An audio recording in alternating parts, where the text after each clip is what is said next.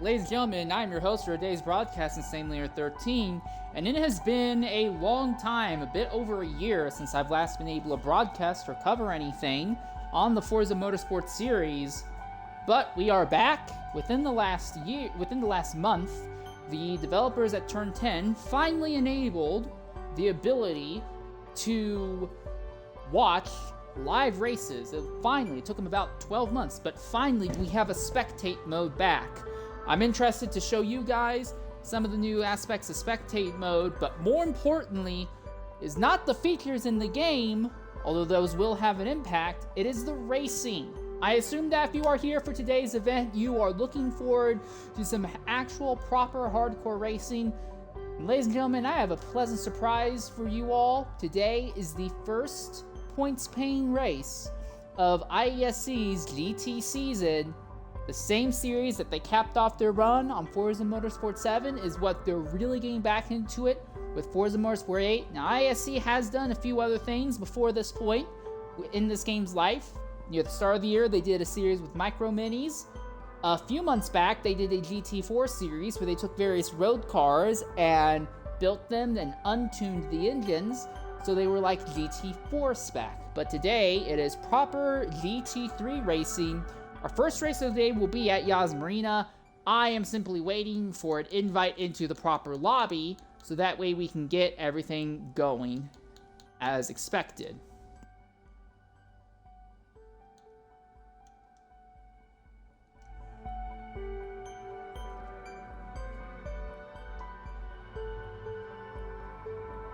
So one of the interesting things is that IESC has seen a little bit of unexpected growth between the end of last season and the start of this season. There's a possibility that there may be two different lobbies in today's event. I'm very interested to see how that turns out, if it does. But we are guaranteed a full lobby here for the A lobby. You will see a full field of 23 cars top to bottom today.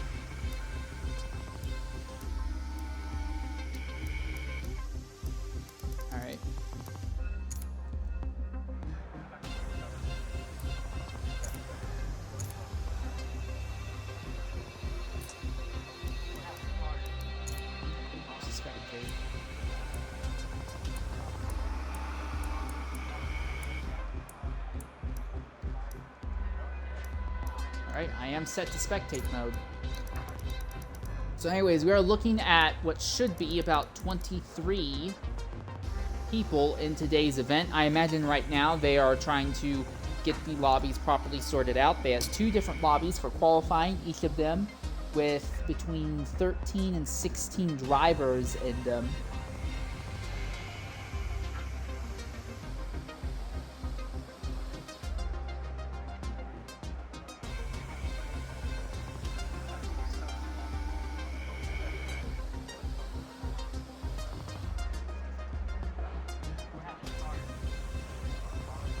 I'm looking at 22 drivers currently around at this moment. So, real quickly, I do want to go ahead and talk about some of the stuff that goes on within IESC proper, so you have a little bit better of an idea what to look for in today's race and for the rest of the season. So with the bigger lobby and a potential of two different lobbies, the point system has been overhauled. Prior to this game, in past seasons, the most you could earn for winning a race was 200 points. That was without the challenge system. I'll get back to the challenge system in a bit, but now you can earn a maximum of 225 points for winning a race.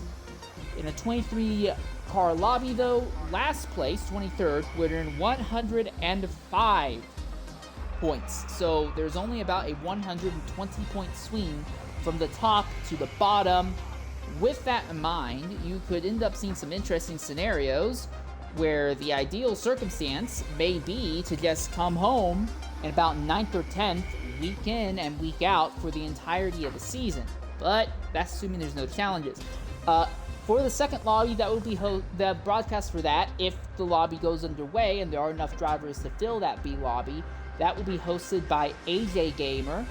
And AJ will be watching a fight from 24th to about 46th The winner in the second lobby can earn 115 points. So technically, a win in the second lobby would be better than a last place finish in today's lobby. So there is potentially some interesting crossover that could happen with that in mind.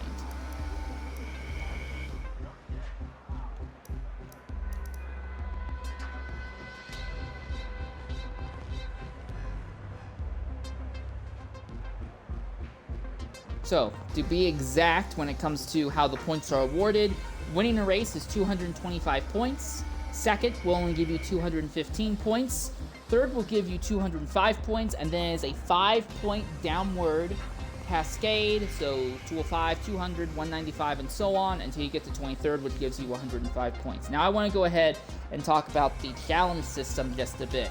Now the interesting thing is that, as far as I can tell, no one has signed up for any challenges in today's race. But I will go ahead and run through them so you have an idea as to what to look for past this season. Well, not past the season, but past this week. But again, none of these apply today. IESC does not award bonus points for, normally leading laps or fastest lap in qualifying and fastest lap in the race. The challenges they would offer would be, you can sign up and say, I will get pole in the top lobby. In other words, be the fastest driver in qualifying, and that can earn you an extra 15 points. You can attempt that 3 different times over a season. So if everything works out, that would give you a maximum of 45 points. There is also an option of saying the fastest clean lap in your lobby, so that would be 10 points. And again, that is something that can be done in the top category or the bottom category. Third is a challenge called double take, which is starting in the first position in your lobby and then winning from that position. Fourth is consistency is key. That is finishing the race in the same position that you started in your lobby. That one could get interesting for people near the rear of the grid. If you had, let's say, 20 drivers show up and you qualified 20th, it might be tempting to take that, but then all it takes is 1 or 2 DNFs and you automatically lose that because you get kicked up to an 18th place finish. So that could be a really interesting one to try and run after. Fourth is consistency is key. That one is about finishing, no, I just covered that one. Fifth is lucky number 5. That one says that if you can stay in the top 5 from the end of lap 2, so as your car crosses the line at the end of lap 2, turning to lap 3, and stay in the top 5 positions on track from then until the end of the race, you will get 15 extra points. Then in 6th place, you have the 6th challenge is Podium Promise. That is the exact same challenge, but in that case it is the top 3 instead of the top 5. That one is also worth 15 points as well. And you can attempt both Podium Promise and Lucky Number 5 once each. Challenge 7, I'll come back to that shortly. Challenge 8 is the I'm Too Quick Award, which is a challenge you get if you will start from 10th or worse in your lobby, but go on to finish in the top 3 in the lobby you're in. That will earn you 20 extra points. Number 9 is known as the Larry Perkins Trophy, a reference to a famed Aussie supercar driver. Start the race with a drive-through in the pits on the first racing lap, and then come back to win the lobby. That will earn you 40 points. I've only ever seen that get achieved once, and that was in the multi-class, where the second of the 3 categories was LMP2 racing, and there simply were not any serious competition in that category. And then one other challenge. This is the one that's a little bit different. All the others give a flat number of points. This one, you could be running dead last and still get the benefits of this, is the Fresh from the Factory challenge. If you complete a race with your car having the stock tune, technically the stock tune is not actually stock, the 6 gear is lengthened a bit so you're not topping out in the straight, but if you complete a race with the stock tune on the car, you will get an extra 50% to your overall points total from that race. And if you were achieving any other challenges on top of that and then got those bonus points, you can see very quickly how those will also get doubled. So yeah, that can get you some really, really ridiculous points totals.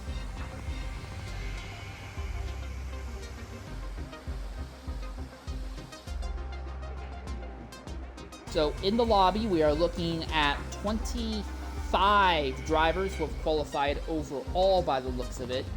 So I don't know what the plan is going to be for the lower lobby, because that looks like there would only be 2 drivers in that lower lobby in that scenario. So I'm curious to see if they're going to not let the second lobby run and instead just stick with the top lobby. If that ends up being what they do, I will rename this stream and knock out the A lobby thing at the start of it. Okay, so let's talk some other things. In this game, you now have multiple different types of tire compounds in the options when you have race tires on your car. All GT cars at the start, as far as I'm aware, have race tires, and that gives you 3 different tire options. Real quickly, I'm just going to show those off to you. You have 3 options when it comes to tires. You have the hard tire compound, the medium tire compound, the soft tire compound, and then technically a 4th option, this is the wet tire compound. Any of you who follow IndyCar racing, Formula 1, WEC, almost any European or road course focused racing series will be familiar with this gimmick. You basically have hard tires. They do not give you a lot of grip. You'll be slower on them over the course of a lap, but these tires do not give up lap time, or the lap time they do give up is very minimal. These are consistent tires. But as you can see, the predicted lap times, just going from hard to mediums alone, is a 1.2 second increase. And that's the thing, medium tires give you a little bit more grip, but they will fall off a little bit faster. In this case, around Yas Marina, it is anticipated that the change from hard to medium tires would save you 1.2 seconds. Considering that this is a roughly 125 second lap around here, you do the math, 1.2 seconds. If you had over a course of a 100 lap race, you could go ahead and go medium to medium and make up an entire lap compared to someone who is on the hards the entire time. And being in the pits does not cost you an entire lap time's worth of time. It only costs you about, depending on the circuit, 25 to 45 seconds. So you could see how maybe in 30 laps or so, the mediums could very easily be faster than the hards, and that's assuming that we're talking fully stock. If you have a car that's tuned up and very well set up and very friendly to the medium tires, you're going to do very well and make up time on the drivers on hards even quicker. And then there are these soft tire compounds. And again, you can see the jump again, about another 1.2 seconds between mediums and softs, but the softs are anticipated to fall off even faster than the mediums. And that's one of the other things. Tire wear multipliers has also been enabled in this game. And with that in mind, the IESC server officials have decided to go with a 1.5 tire wear multiplier, so these tires will wear slightly faster than what they normally would be anticipated to do in a event. The numbers I saw and the graphs I saw said that you could be looking at 3 to 4 stops in a race. Now, on our end, on the broadcasting end, unless there is some feature I missed, we do not have the ability to show you what tire compounds drivers are running. I could be wrong, but that is the anticipation for today's event.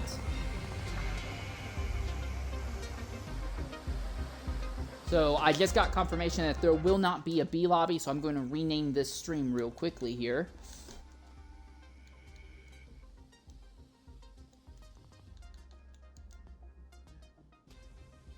Alright, the stream has been renamed. Alright, and here's your driver list. I don't think everyone's in here yet. I think we're still missing 1 or 2 people, but very quickly, let's go ahead and look through the drivers we do have. AMS Mead 212, he is in the Lexus for today's event. AMS Andrew is in the number 97, well, not number 97, but he is in the Aston Martin Vantage. Ludicrous Speed is in the Chevrolet C8. AMS Virage is also in the Aston Martin Vantage. The tire barrier is one of our Audi representatives in the Audi R8 GT3 machine. Cam Worthy is representing BMW. AMS Beast, not to be confused with other beasts that will give you marks, he is in the BMW M8 GT as well. AMS Indoctro is representing the Dodge Viper. There was honestly a lot of question on if the Dodge Viper was even going to be allowed to run in this series, but I guess they got balanced.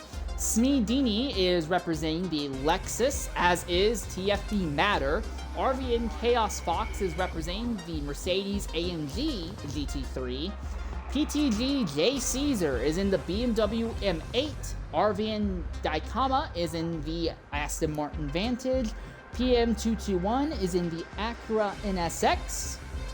SRD Shredder is also representing the Mercedes AMG GT3. Prius Killer is representing the BMW as well. Raygun vs. Zombie is also on the Chevrolet team representing the C8. XG didn't do, because he didn't do anything except show up. I just got bumped. That was weird. Smedini may have just gotten kicked out, but XG Dindu is representing the Ferrari. I believe he's the only Ferrari driver in today's event. PTG Lil Caesar is representing the BMW M8. Real Spill Goat is representing the Mercedes AMG GT3 as well. And RZM Valkyrie is the second Acura anticipated in today's event. Again, we should be looking at a 23 car field here.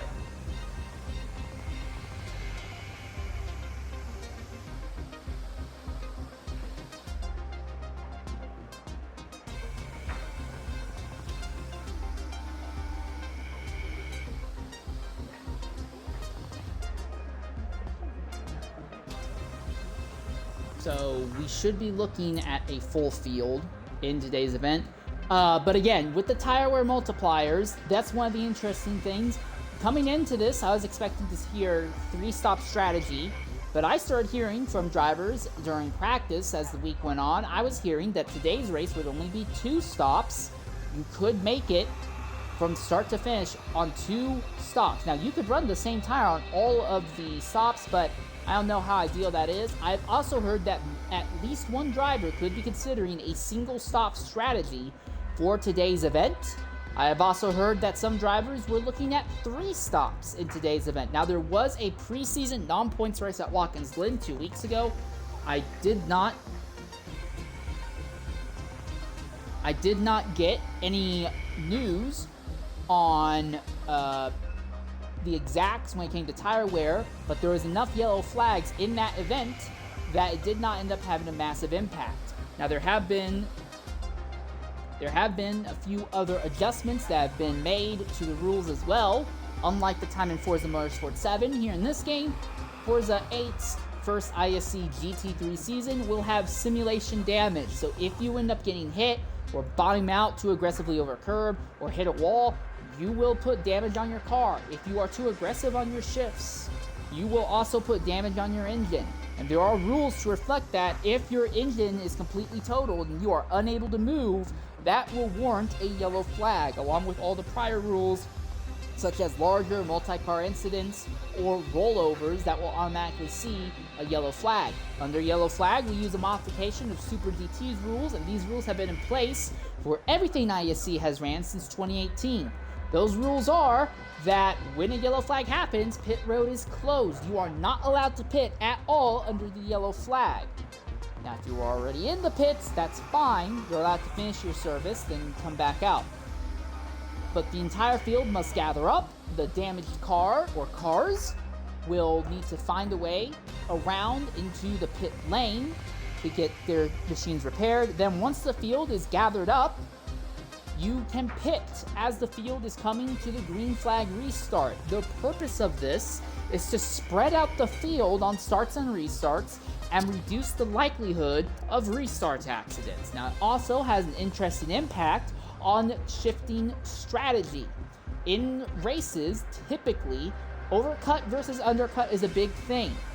Historically, in this game, overcut is a better option. The longer you are out, the better off you will be, because the track will be rubbering in and the tires will be decaying less and less. Also, the overcut is a little bit better in some ways, because as long as you've not completely botched your fuel numbers, your car will be getting lighter and lighter near the end of a stint. However, considering that we are almost guaranteed to see 2 to 3 different pit stops, there is the benefit of the undercut, that is pitting early, that comes to mind.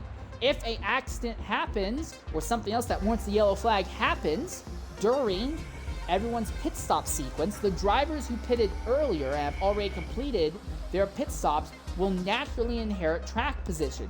The drivers ahead will not be allowed to pit under the yellow flag. They all will gather up, and then coming to the green, the drivers who would not yet have pitted who would have to pit coming to the green and lose potentially 20 seconds or more in pit road as everyone else begins racing again. So there is an advantage to the undercut. It is a defensive advantage. You will lose some time, but it is a safer advantage. There's also the aspect that, depending on the series, I know IndyCar thinks of this a lot, but you don't see it as much in WEC.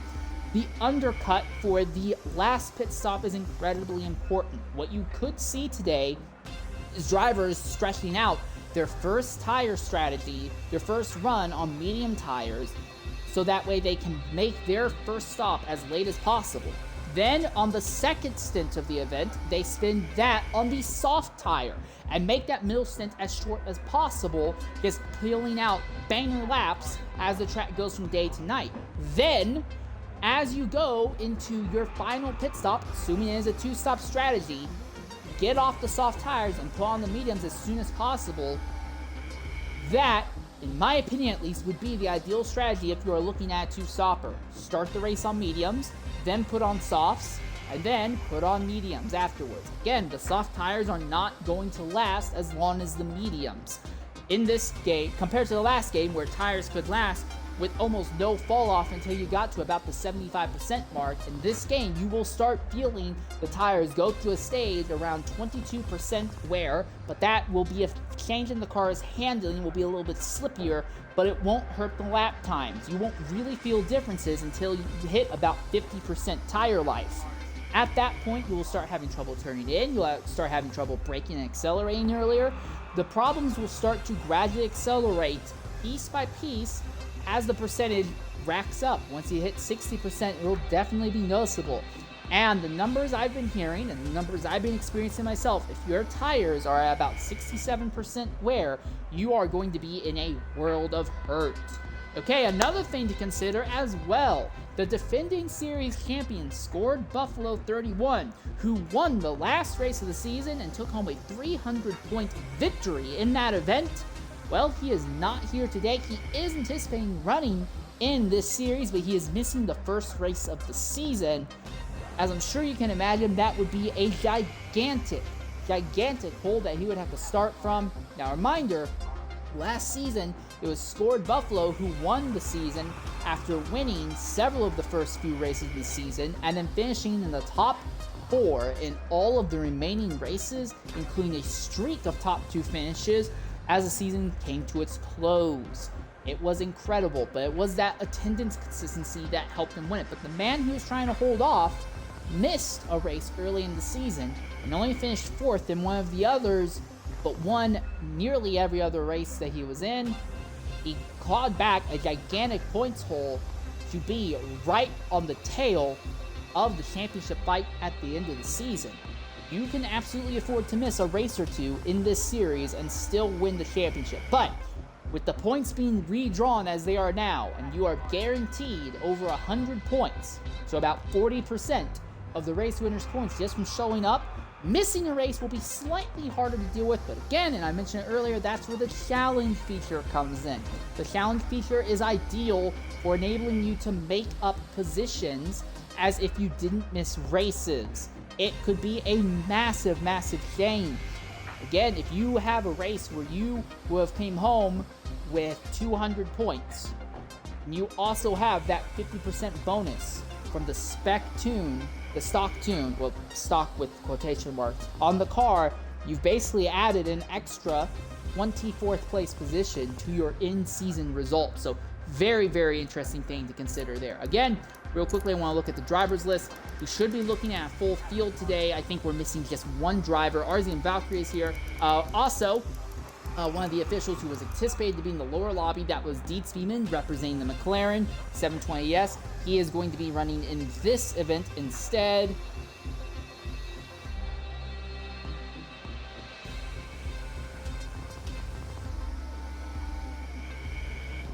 Also, I do want to go ahead and say something to Deed Speedman. Apparently, he has found a loophole in the rules. He is allowed to represent OnlyFans. He has slabbed OnlyFans all over the car. I find this embarrassing, but I consider Deed Speedman a friend, so I'll go ahead and get it out of the way now. Deed is going to be representing the McLaren. I don't know why it shows that McLaren. But Deed is going to be representing the McLaren, running an OnlyFans machine. He himself does not have OnlyFans, and as far as I know, he doesn't even use OnlyFans, but that's the meme that he's going for in today's event. And on the side, those are not the official paint schemes that everyone will be using, but that gives you an idea as to what kind of cars everyone will be looking at. Interesting things of note. Deed, he was the slowest of all the qualifiers in today's event, and he's the only one in the McLaren, so the question there, is the McLaren no good? Has it been balanced poorly, or is the problem setting in the driver's seat? It'll be interesting to see how that plays out, not just today, but over the rest of the season. On top of that, when it comes to Ferrari, there's only one Ferrari who is currently registered that is XD didn't do. So only a single Ferrari in today's event, despite being one of the more successful manufacturers in real-life GT racing over the course of the 2010s. They seem to be the only one. And did we just lose someone else? Yes, it looks like we may have just lost somebody else.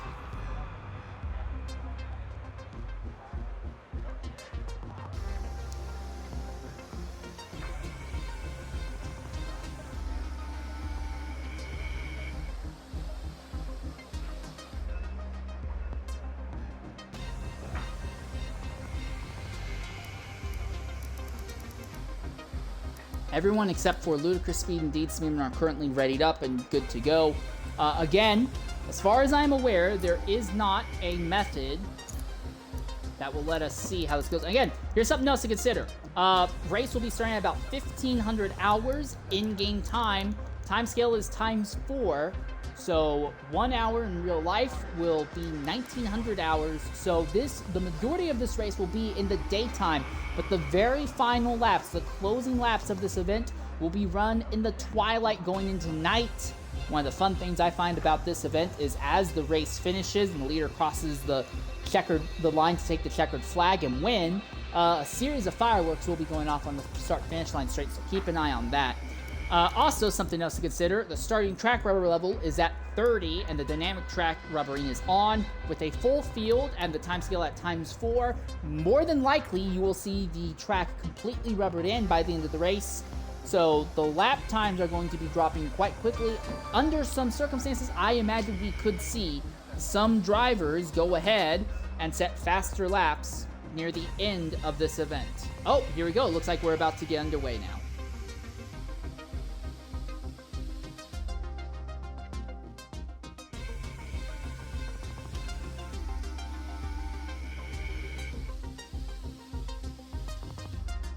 Don't know what's taken so long. It might be because we're loading a big field in.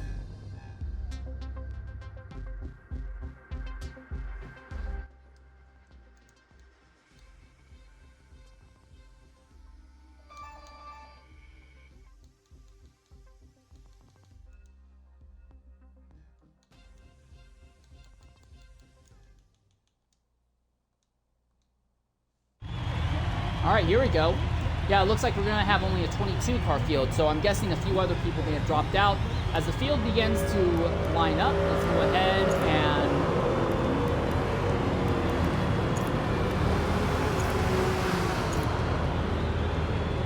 customize HUD. Here we go.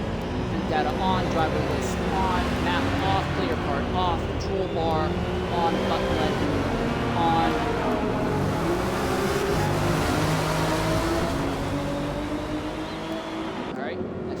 Yep, there you go.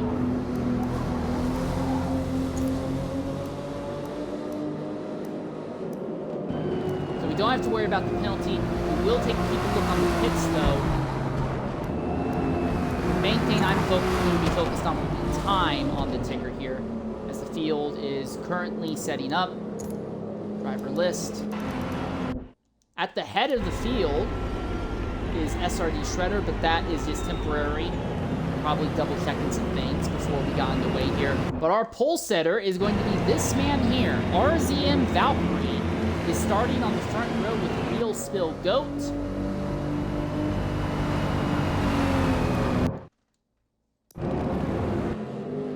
Everyone's single file now, but we're anticipating that the field will double up as they go to the final sector. Again, you only get one lap. Biggest thing though, we do not have the ability to see what the drivers will be running when it comes to tires. Cannot see that, so that is going to be a bit of a mystery to us. There's AJ, who's just joined the group, so curious to see if he will be able to join the party or not.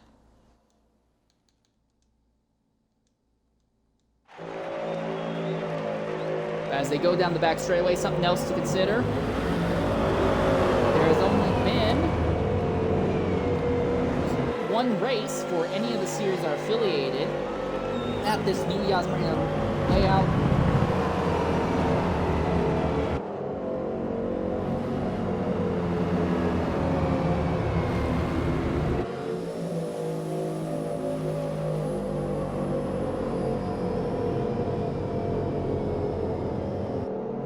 All right, going to sector 3 here.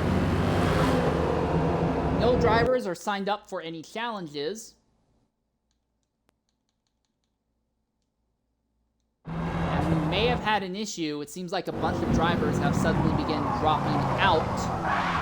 So there may have been some sort of hiccup or issue when it came to lobby settings.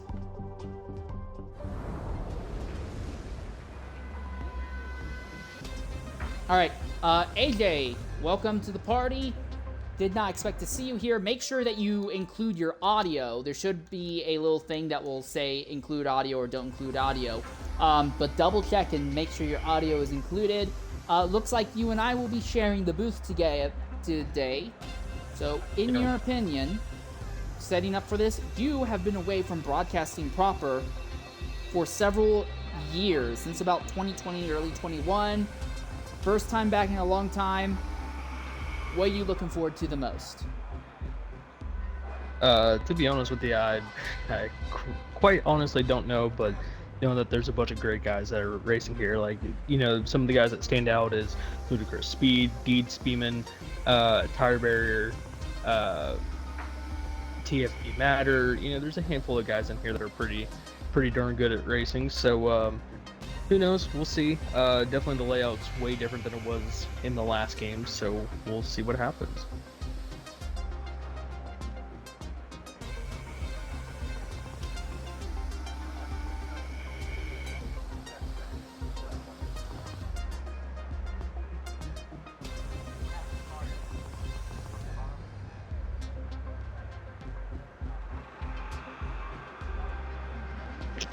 Alright, so we're looking at a 22-car field. Initially, it was going to be about 25 drivers who had signed up, but several drivers were not able to show at the last minute. I know Deed Speeman, you mentioned him. He is the slowest of everyone who has set a lap time thus far, so we know that he's going to be starting from the rear, but at the front of the grid is going to be, for one, as I real quickly, go ahead and make sure you have spectate mode turned on as well.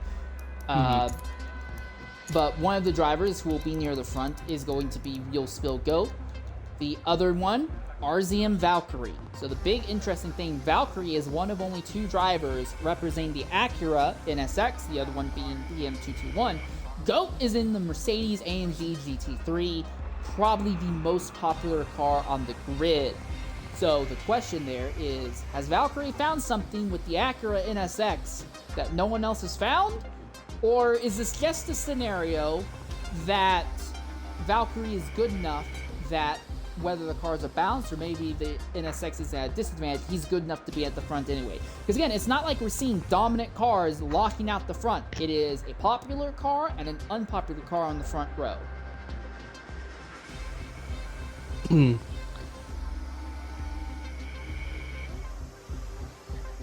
Obviously, looking through the qualifying times here, it does seem like that you know, there's some really good fast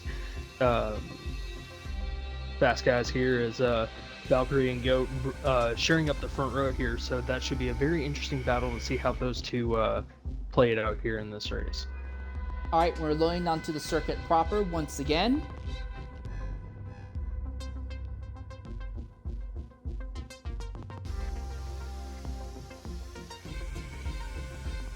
Another thing, as I said, due to the time progression that this event is set on, the majority of this race will be run under daylight conditions, but you will be seeing twilight conditions at the very end of the race, so the track will get cooler at the end. That, on top of the fact that you will see more rubber being laid down, I think you might see a handful of drivers near the top of the field set faster times at the end of the race than what they did in qualifying.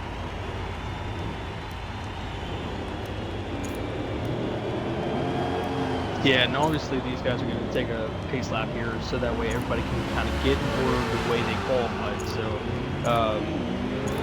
you know, Valkyrie and Goat share the front row. It's just kind of on from there. So that's why you're going to see a bunch of cars kind of spreading out here, warming up. And obviously by the time they kind of get halfway through the circuit, they'll be able to line up and get going for racing. Just playing around with different telemetry so that way I can make sure it's nice and happy for what I'm looking for in today's event. Also, something else of interest is the point of interest camera. One of them is located at the end of turn 1. The second point of interest camera is at the end of the first of the two back straightaways, so under a heavy braking zone, so we can see some interesting moves going down through there. The third camera angle is located in Sector 3, just after they get out from under the hotel.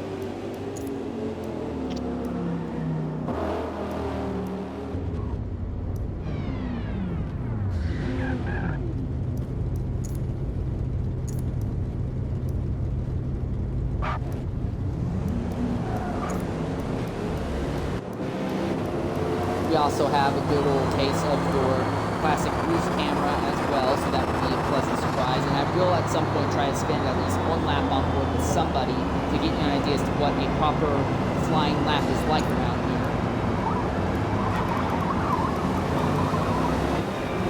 Anyways, once again, focus at the front of the field. SRD Shredder down at the back of the field. Dean Speedman and FME Sports. But again, Shredder, this is not his actual position. He's ended up there due to some weird Forza shenanigans. It's RZM Valkyrie, who's going to be leading the field to the green flag, and he will be going up against Real Goat. AMS, their highest representative driver is AMS Mead. He will be starting third in today's event, representing the Lexus, which is a moderately popular car as well. And then you have PTG Little Caesar. Now, both Caesars, PTG Little Caesar and PTG J Caesar, they are relatives. As far as I understand, Little Caesar is the son, J Caesar is the father. So a classic IndyCar and NASCAR style father-son duo. But it's PTJ Little Caesar, the younger one, who is going to be starting on row 2, as he is representing the BMW. And his father, J Caesar, is going to be buried in the middle of the field in a BMW as well. So they're sharing data, sharing cars, but right now, over single lap pace, it looks like Little Caesar is the faster one. And the Ferrari, the only Ferrari representation today's event from XD Dindu, he is starting 5th. On the other hand, McLaren only has one representative. Dean Speedman, he is going to be starting next to last, 21st. Okay, so we turn our focus to RZM Valkyrie as the field is now coming around into the final corners. Oh, okay, that was my bad. That off, turn that off, turn that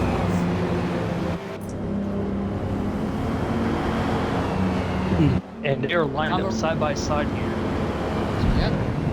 Nope, you're fine. As they come out of the final corner, the field is double wide, 11 rows of GT3 cars shooting out of the final corner. They're already getting squirrely, but they're going to come across the line, and IESC GT3 Racing is back here at Yas Marina, and immediately AMSD looks to the inside, thinks better of it, but they're already 3 wide. Oh, contact! Dean is sideways, and Goat goes way wide. He's going to lose 2, maybe even 3 positions, and Valkyrie is shot away with AMS Mead in the second, and PTG Little Caesar already in third. Goat has gone from second to fourth, and he might lose another position here.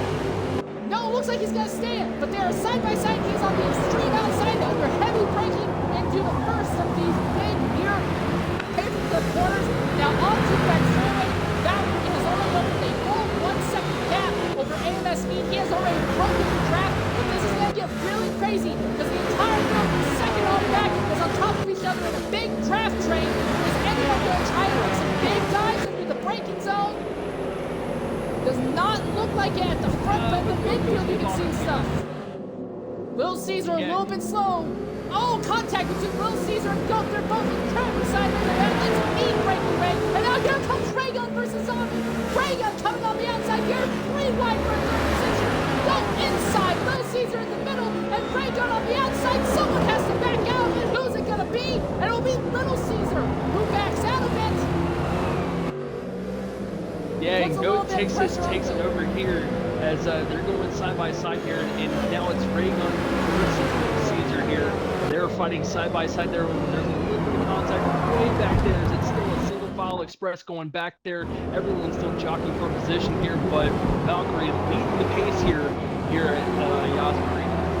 Valkyrie has already opened up a near 2-second gap in second place and is well over 3 seconds ahead of third place. But it is a massive monster of a fight from Goat in third all the way back until you get to about 11th position. They are all on top of each other right now.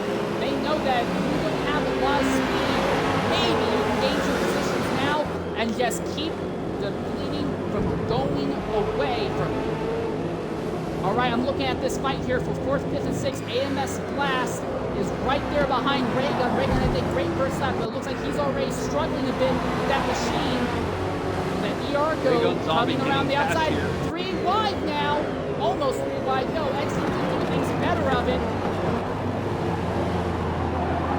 But Raygun had that great first lap, but that car does not look very happy. He has a car on his outside, and now XC who is the Ferrari for the draft off of. On the straight, it looks like Raygun is significantly faster. He's going to pull ahead of AMS Blast. Blast tucks the line behind, gets the draft. Under braking, he looks to the inside. He'll make a dive under braking into the chicane between the 2 straightaways. And Beast now takes 5th position. Raygun falls to 6th, and immediately coming out of the Beast is rockets away. So Raygun has a car that is fantastic in a straight line, but is god-awful in the corners. And now Raygun's trying to keep XV behind him.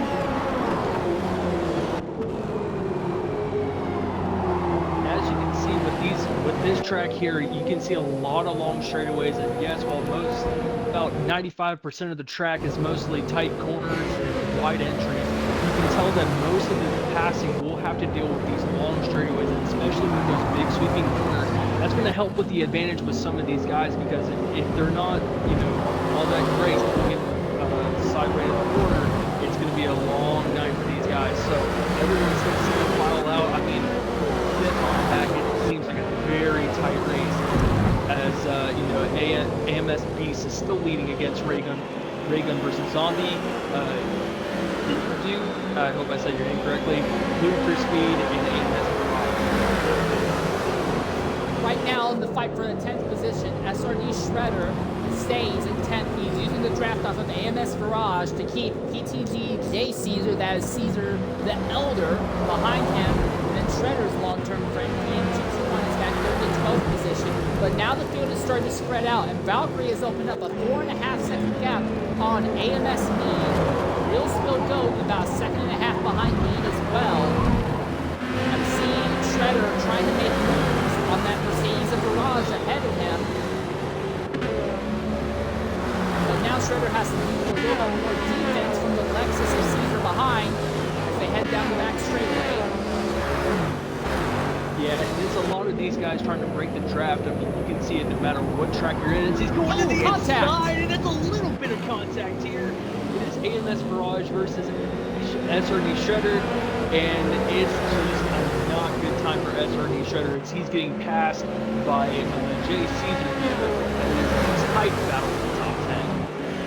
Shredder will have the inside line coming into this sweeper here that would start Sector 3, but it looks like J Caesar has already finished the overtake, but he got blocked by Virage ahead, and that means now Caesar is back under threat from Shredder, but it does look like J Caesar may not have the fastest single lap pace, but he has a very, very competent car when it comes to race long pace right now. Yeah, as you can see here, like, most of these guys probably have made a setup here to where he's dealing with either a long run or a short run. And these guys are getting loose out of the corners here. For the most part, you're trying to have to figure out with these tires and with the setup that these cars have, you're trying to figure out how far you know in the run, because you never know if these races could be a reckless or just those lengthy, long green flag runs. As most of you guys know, that there's a lot of tire strategy that's going to be involved here within this race. As an SRD Shredder goes on the inside to pass Chase Caesar. As All right, we have a fight. Fighting it out. We have a fight for second. Will Caesar, the younger of the two Caesars, has caught AMS Mead for the second position. Valkyrie is over 5.5 seconds ahead of this fight. But this is a fight for the podium positions, and the longer these two fight against each other, it will drag Real Spill Goat back into the fray. Again, Goat started second, but had a horrible first two corners. He's not falling now in the top four positions, but Goat is trying to make something happen. Will Caesar runs right behind AMS Mead under braking, but he would not make a move under braking going into the back straightaway. One chicane. Now they come onto the second straight.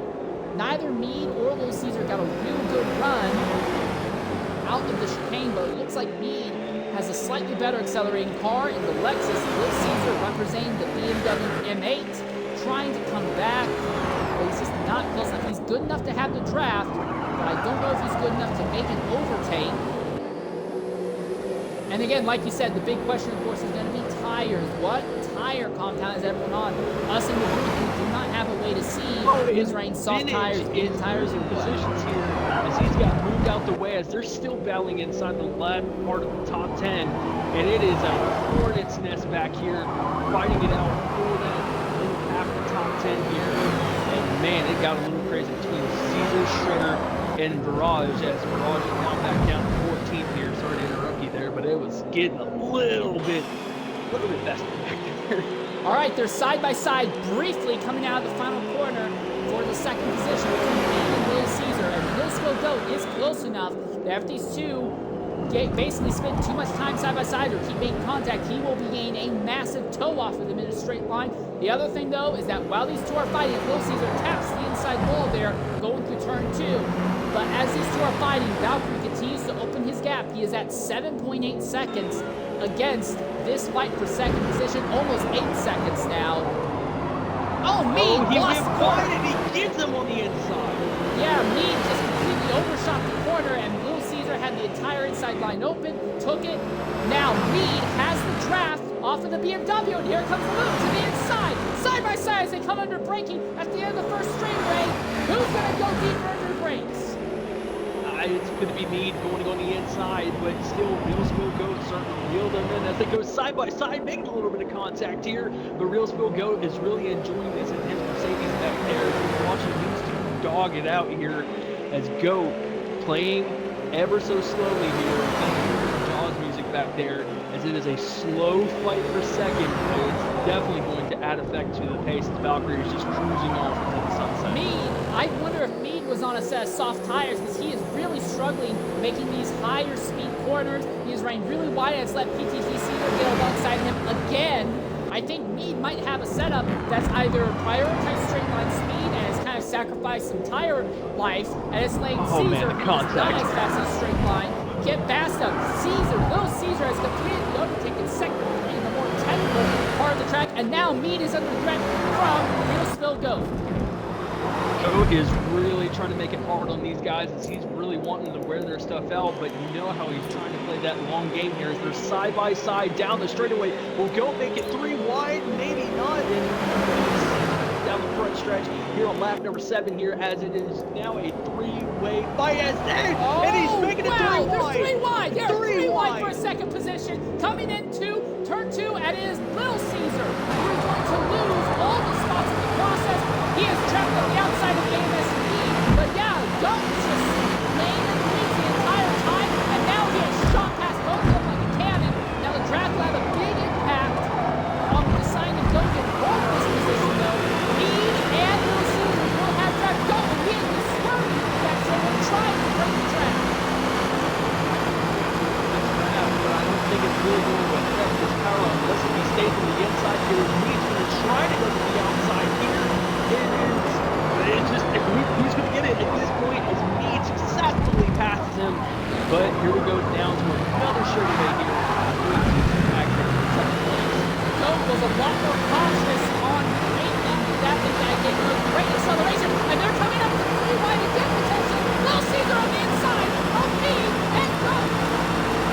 Yeah, it may not look pretty here, but who's going to give it? It's pretty low, but he's going to let them wide out, wash out toward the outside here. As Go passes them on the inside. Little Caesar a little loose there as Go trying to do everything in his power to regain second place, but it's probably going to let Mead and Little Caesar fight it out for right now as he's still on the outside there. The gap from second to first is now moved to 13 seconds, so Valkyrie could be about half of a pit stop ahead of this group, so this is not going to be a fight for the win unless there's a yellow flag. I think it's going to be a fight for second. Valkyrie is just gone. Now Little Caesar has opened up the gap about 6/10 ahead of Goat as they come out of the final corner and onto the start-finish line straight once again. We are about a fifth of the way through this race. Little Caesar in second, and he has opened a small gap on Goat as Goat and Mead continue to struggle it out. But Goat had lost so much time early on. He is really on the comeback revenge tour right now. Trying to take a break here as we speak because the fight really took the dogs out of him, if you know what I mean. But for the most part, Little Caesar won the war here between the three, as you know, it was really getting hectic, but I think it really did add an effect to their tires and they're probably worn out their stuff. But so far, Valkyrie leading the race with Caesar in second, Wilsbo Goat third, and AMS Mead in the fourth place, as fifth place in them are just nowhere near this stacked top top four. Yeah, I'm look at this pack from about 5th to 9th, 5 cars all on top of each other, side by side for the 8th and 9th position between PTT J Caesar, then But Caesar's Mead Gold passes and Goat Beast. here, and just missing the battle here. Mead got Goat down the straightaway, down the backstretch here as he passes Goat. And right now, I think Goat's just like, you know what, I'm just going to let this be for right now and just trying to save my stuff. But as you were mentioning earlier, it is a huge pack right there, almost looking at the over Super Speedway in NASCAR. But holy cow, you know, there's just battles all over the racetrack. And definitely feels like we have to here now. in 2021 is absolutely fantastic. I wanted to like Yas on the layout. There were some good aspects to it, but they in that 2021 pre-pay reconfiguration, they kept all the good aspects and got rid of basically all the bad aspects, and it's really showing here. AMS Beast is now going to stay by with J Caesar coming out of the hotel section as he looks ahead. Ludicrous runs right behind Raygun. Again, Raygun is in the car that looks like it's straight in. Ludicrous with that big dive on Raygun in the bottom corner. They go too hard. Ludicrous kills his rhythm.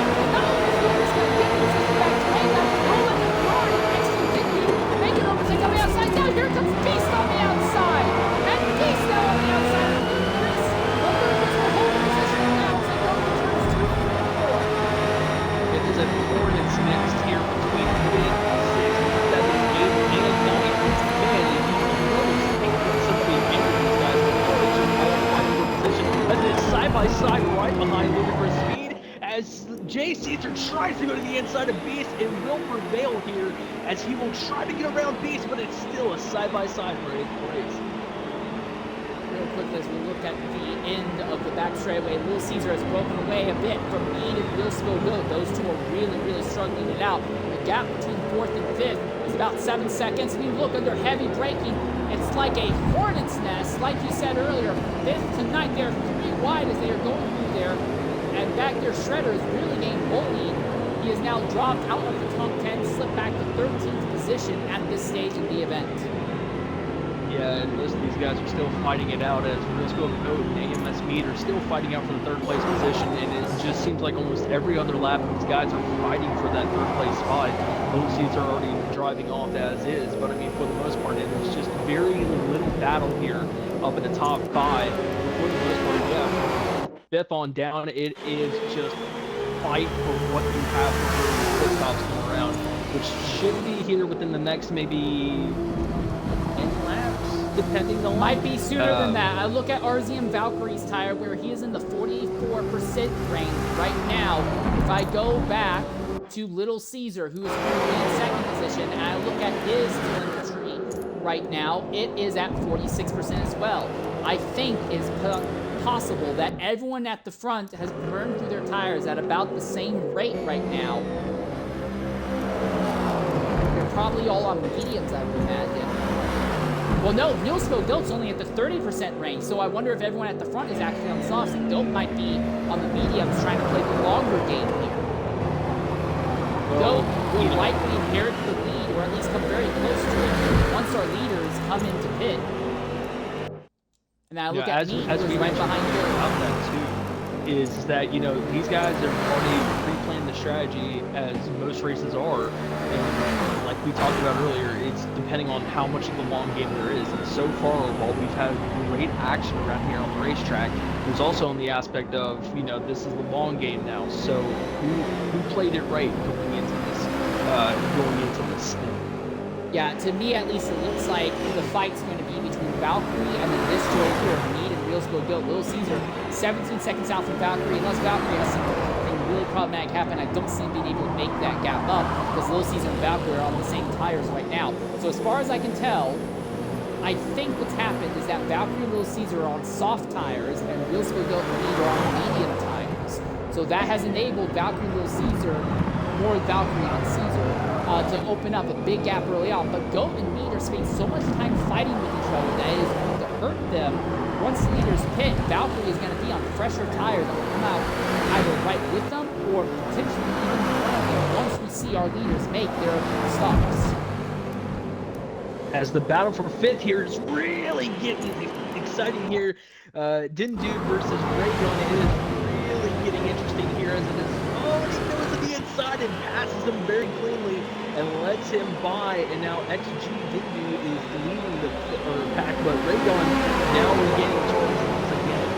I am reminded, I keep seeing moves being made in the final corner here, and I'm reminded of the very first season of IESC GT. Their second to last race was here at Yas Marina, was Yun Bomb 101, also known as Keyshawn, got his first win by making that very big slide on the final lap in the final corner. An incredible move, and now that's gone from being an incredible move to pretty much industry standard, it seems. I've seen so many drivers make it. The big difference, though, is that you take that line and you go over those outside curves, and it unsettles the car, it makes it really hard to get the grip down. And sure, you can get the position coming out of the corner, but when you have the grip and the ability to have that position when you get to the start finish line, it seems almost guaranteed that you will lose the position by the time you get to turn one. So it's a big risk move, and it gives you a reward that's strong, but is a very temporary reward. If it's the last lap, I'll go for it, I'd try it. But right now, I see all these drivers making these big slides in that final corner, and I just don't know if that's the way to go. It might be just not be a good idea to make that pass there, unless it is at the very end of this race. Yeah, and it's all about how much you conserve the tire as well, because, you know, it is a long race. It is 40 laps here around the Yas Marina circuit, so it's all about how you convey your tires, conserve your tires as well as throughout the whole race. But I know there's a bunch of packs around here and everybody's wearing out their tires, but it's all about how you save the best and how you gain your advantage from here up until lap 40. So, you know, a lot to play out here. Oh, wow! These guys are just losing it. Yeah, you saw right there, Raygun was lost his position. Raygun bounced the car off the outside wall there, and here we are. Drivers now starting to pit. Prius Killer has made a spot and made a pit stop from 10th position, and AMS and Doctor on 7th is making pit stops as well. And again, I talked about this in the pre-race. A big thing to consider when it comes to how these races play out. If you have already made a pit stop and then the yellow flag comes in the middle of those sequences, drivers who have already made a pit stop will get significant track position advantages. So right now, Prius Killer and AMS and Doctro has put the entire field on note. Hey, if there's a yellow flag, we are the ones that will move to the front. Now, if the entire field gets to the full run without any yellow flag, whatever cuts up, that won't matter. Dindu had a really bad time trying to hold the track there, going for the sweeper, but I think that Ferrari is trimmed out enough that they still have the position over Raygun. He's trying to build a defensive line, and Raygun looks to the inside, but backs out of that at the last second. Yeah, it is really getting dicey here for the 5th place position. It almost makes you wonder what's happening next with these guys. I mean, it is just a ton of a chess match here as you go down the long straightaway here, trying to break the draft from the 7th place here of PTG's Jay Caesar here. As they are side by side going into the corner. Will Raygon get the outside? No, but will it go inside? Crossover, he's trying the crossover move. Will it work? He's got the nose ahead, but now Dindu will have the inside now in these next few high-speed corners. Contact! Makes a little contact. Oh, well, just regain your stuff. Oh, and he Dindu gets lost the position back. I don't know if Dindu gained the position. And our leaders are pitting. Arzan, Valkyrie, and Little Caesar have pitted. So now the question is, where are our top two going to come out and finish the 3rd, 4th in this battle for 5th? If somehow Valkyrie and Little Caesar end up behind this duo, it could be really, really problematic. And there's even more drivers coming in. PTG, Jay Caesar, Caesar the Elder is in pit lane. Camworthy is on pit lane as well now. Little Caesar is going to end up behind this fight. Where is Valkyrie going to end up regarding in relation to this fight between Dindu and Raygun? He's got to be ahead of him. So Valkyrie will... No, I don't think so. I think Valkyrie's going to be behind potentially. Yes, Valkyrie did not open up enough of a gap. Valkyrie is going to be buried in the field. Look at this Valkyrie who has led every lap up to this point. He is now in 10th position, and he's going to be so much faster than the drivers ahead. This could be really, really catastrophic for his run. He knows the drivers ahead are going to have to pit, but if he catches them before they start pitting, they could really, really harm his advantage. Now, the good news today, he had about 17 seconds over lead go before we look, but still, spending time, wasting time trying to fight these drivers around is not going to help. Yeah, you know, it is it is very catastrophic, but knowing how calm, cool, collective he was throughout this first part of the race, he will be fine, so he's not really going to break a sweat by being stressed out or anything else like that, so he will be fine. Just got to let this race play out a little bit. So our new leader is AMS Mead with Goat, continues to squabble with him. These two are on the same strategy as far as we can tell. At the moment, Goat in front as he has completed an overtake on the outside. They're getting very, very physical. Again, the more these two stay physical with each other, the less and less their advantage of this clean air is going to help them. Mind you, they have lapped Deed Speeman. So Deed will be the first driver to go a lap down today. And again, these two will stay out. We anticipate the lead will stay out for probably until, I'll say, lap 16 or so at the least. But it is now Raygun who is in 3rd. And here's the other thing. PTG Little Caesar, who was 2nd before pit stops, but because he had lost so much time finding other drivers, he is buried in 13th. He is not even in the top 10 right now. And again, Valkyrie, who has led so he is 10th. Look at this. He is packed up behind PM221, packed up behind SRD Shredder, packed up behind so many drivers. This is going to get really, really interesting.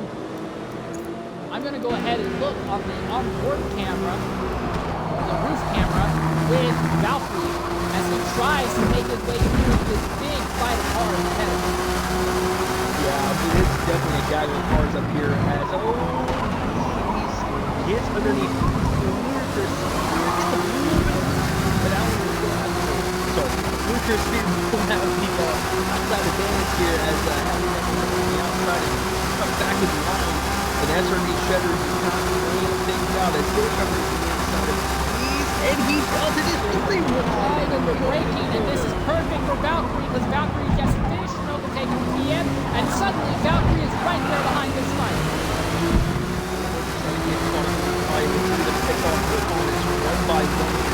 He's definitely go against but they are now sort of calling out the other so that they know they cannot let Valkyrie pass, but at the same time, Valkyrie's got to get around these guys as quick as possible. Valkyrie is made to overtake the inside lane. Valkyrie is on the fresh tire. Either is fresh tire.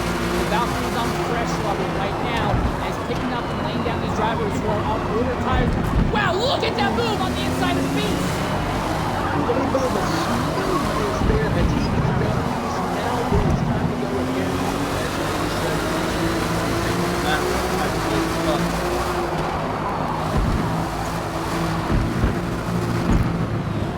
Right now, Valkyrie is about 15 seconds out from Tiger leaders, the Goat and Dean. So when those two hit, you're almost guaranteed Valkyrie will go back to the front. The question is, how other, and how much time is Valkyrie fighting these drivers on those strategies? Yeah, it all depends here. You know, it's, like you said earlier, depending on what tire you got. So it's pretty much just you reap what you sow and just hope that a caution comes out where you can either replan your strategy or just, you know, think of other options. But as so far, I think Valkyrie will definitely get Shredder down straight away. As Shredder tries to break the draft here, but it's only but a matter of time until Valkyrie finds that weak point and gets him. He'll go to the inside here, and that will be piece 6 for Valkyrie. I think this fight for the lead has come down. He makes contact! He makes contact with RBN. Decama, if I'm saying that correctly, but he made contact with him as he drove it in deep there with that Acura into that smart. And now his car can use as a draft pick for both Shredder and Daikama behind. I think he'll be far enough ahead that he won't be hit by them. Shredder sends it into the corner, shoots way wide, and now Daikama jumps to the inside, but it looks like Valkyrie has cleared this fight. Also, anticipate our leaders to come in either this lap or next lap, because both of them, I checked the tire, they're at 46% wear right now. Mead has pretty much lost Goat by a bit, it looks like, so I think it's going to still be Goat versus Valkyrie, but the two of them are on radically different pit stop strategies. Right now, Goat and Mead are on slower tires compared to Valkyrie at the moment, as their tires are worn out. But once Mead and Goat get on the soft tires, I imagine they can have the ability to start running down the gap between themselves and Valkyrie. Also, AMS Andrew and RD and Chaos Fox in 11 and 12, they are making their stops. So the drivers who started their on medium tires are now making their pit stops. I want to go ahead, and while we're thinking about this, I look at a Raygun versus Zombie, who is currently 4th. We don't typically think of Raygun as being a front runner. This is not the trash on him, because he's absolutely doing a great job, but normally Raygun is a midfielder or sometimes a back marker in these GT races, but he has rocked up today in this Chevrolet, and he has really got something figured out. He made moves for podium positions right away. He is 4th on track right now. He is ranked about 6th on overall pit stop strategy. Raygun is putting on a fantastic battle. It does look like in this overall fight with XC he's lost it. I think you can really tell who's got a professionally made tune and who is just trying to lean it themselves. The drivers who are on teams with professional tunes and professional tuners are opening up the gap on drivers and teams that don't have as good of tuning, but Raygun, on merit, has spent most of the day fighting the top 5, top 6 positions, and Goat has lost position to Mead. Something has happened at the front under the heavy braking. At the end of the second quarter, Goat has lost the position to Mead. That's at least 7/10 of a second that just got wiped out as Goat now finds himself behind Mead. And again, these kind of losses, this kind of fighting is exactly what Valkyrie wants to see. Right now, the gap between 1st and 5th is still about 15 seconds, so we are just about guaranteed that once our leaders pit, Valkyrie will inherit the race lead. Yeah, and like you were talking about Raygun earlier, as we're watching the battle for the lead here, and it's, you know, there are some points, and I even experienced this in racing myself, you know, you'll see a bunch of guys who have probably brought up their best stuff for certain tracks and can be good at certain aspects. So really big praise to Raygun versus Zombie here, as me and Go are still fighting this thing out. But as you said, it's as like you said, it's only a matter of time until Valkyrie regains the lead here at Yas Marina. One thing to consider is that these cars are going to be getting slightly faster as the race goes on, as the shadows get longer, as they burn off their fuel, and as more rubber goes on the track. But the more important thing is tires. Right now, I'm looking at the time. Valkyrie is holding steady at 15 seconds behind these two.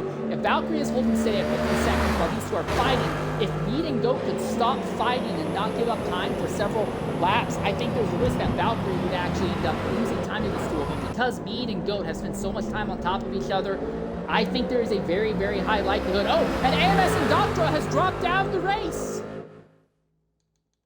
Big implications here.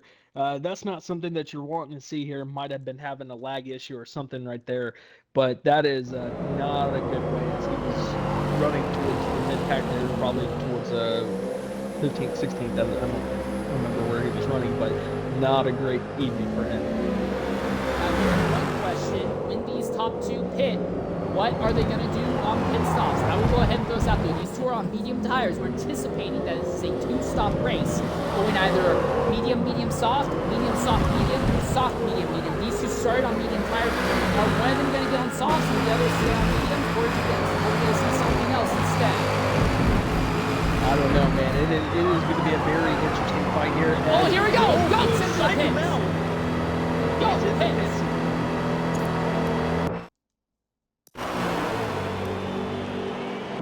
So Mead and Dindu in third position is going to pit as well. So now Mead is going to have a few laps in nearly clean air. Now they do have FM Esports ahead. They will be the second driver during the lap down. So maybe if Mead times it right, you can get a decent draft off of FM Esports down one of the straights. But yeah, at this point, we are looking at Mead leading the race. And look at this, so many drivers are pitting. Look at this, Raygun versus Zombie is not pitted yet, though. Raygun is actually staying on track. He is still in third position, so he is going really long on his tires. Let me double check his tires. Yeah, and I think he's in the 50s, so yeah, Raygun's tires are going to be cooked here.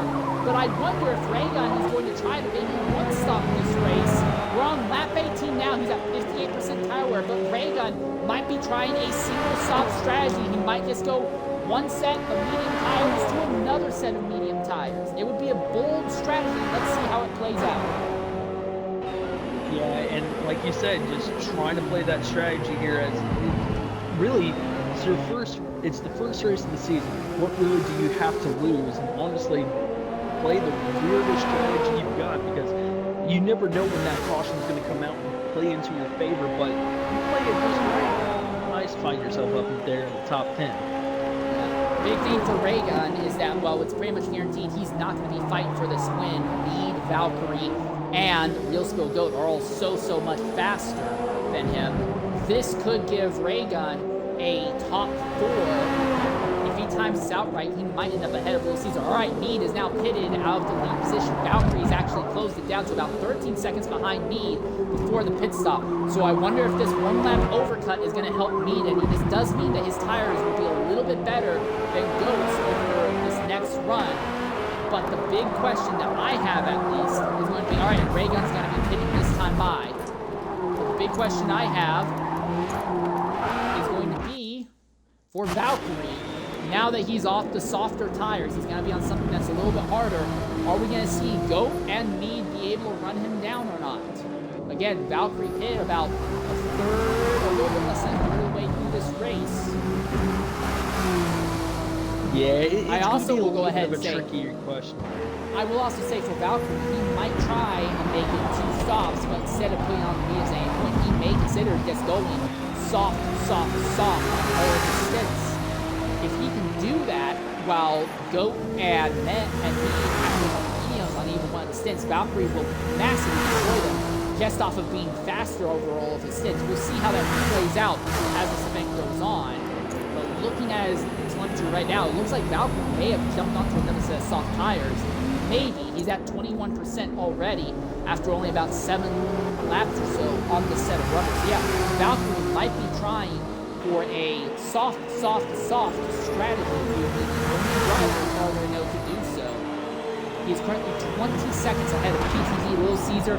And here's the interesting thing. After all this is said and done, Valkyrie, Little Caesar, Goat, they're all in the same position. That extra lap on track, though, hurts Mead. Mead is now about, 5 seconds behind Goat. So that extra lap on track did not work out in Mead's favor. He has lost a magnificently large, I shouldn't say magnificently, but a terrifyingly large amount of time to Goat. I hate to say this, but I think this is really hard for Mead. And now one other thing to talk about. It is PTG Jay Caesar, who has finally ended up in 5th position. He's got Prius Killer behind him, but the Caesars, the father and son duo, run 5th and 2nd respectively. Oh, Prius Killer gets into Jay Caesar from behind. Yeah, they're making a little bit of contact here, but I mean, still, now the field's starting to spread out just a little bit here. You know, I think Goat might have probably gotten the upper hand on Mead by trying to psych him out and pit early to outsmart him in the strategy, but then yet again, we don't know how much time Goat is really going to catch up to Valkyrie here on this. Yeah, the big thing is Valkyrie's on soft tires. If Valkyrie can pull off a 3 stints of soft tires while Goat has to run mediums, there's no way around it. Yes, Valkyrie is going to destroy Goat. Goat's fight might be with trying to run down Little Caesar.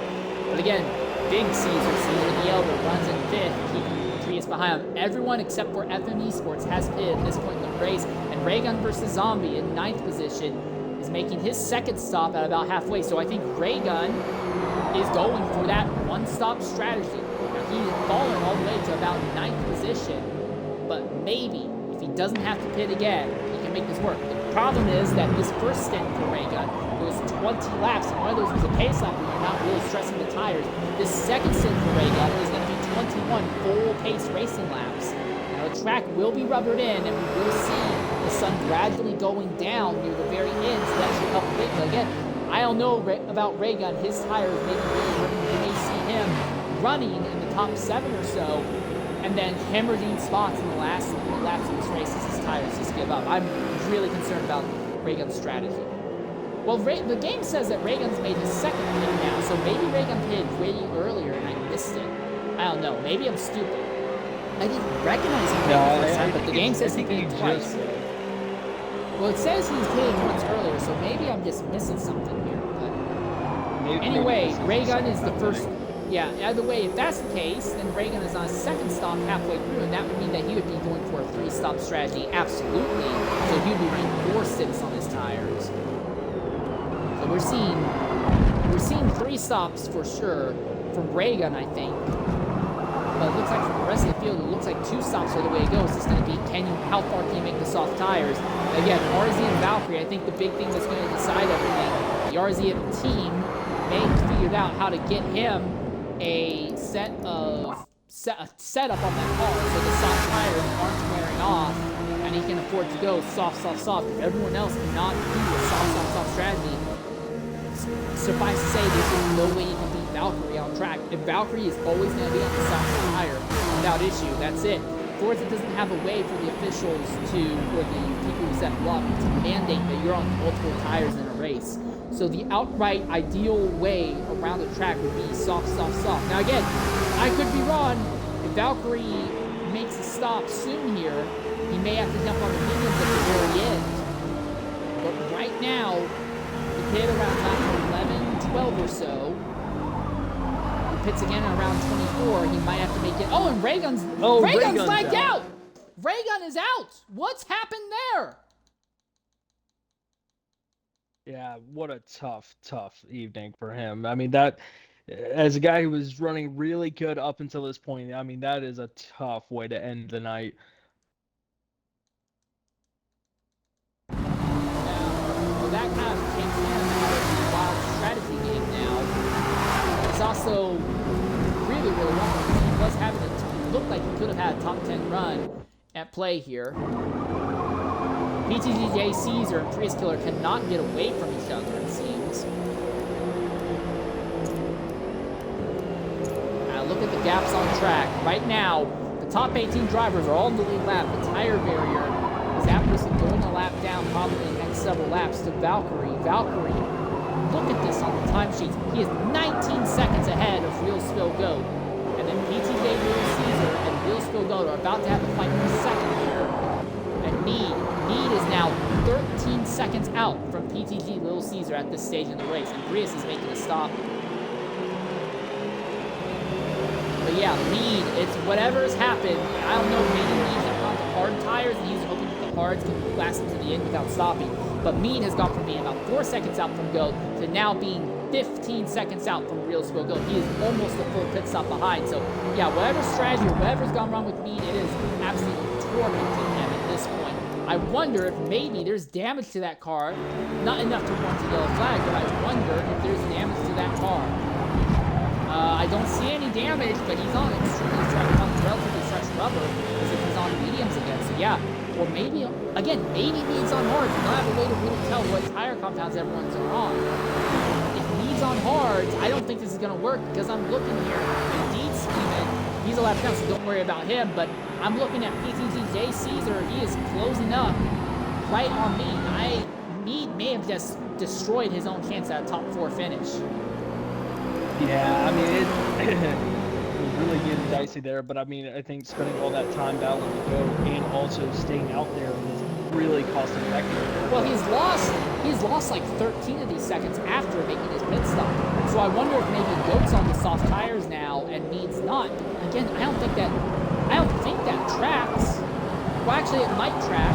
If Goat's using soft tires now, and Caesar is as well, so is Valkyrie, but Mead's on mediums and heaven forbid hard. Yeah, no wonder he's losing time, but he is losing. I think he's losing more, running a quick calculation in my head, he's losing more than 1.2 seconds a lap. He's losing these are like 2 seconds a lap. So I'm really, really concerned for AMS Mead at this point. I could see him hemorrhaging a lot of time here. Deed Speedman making a stop now at this point.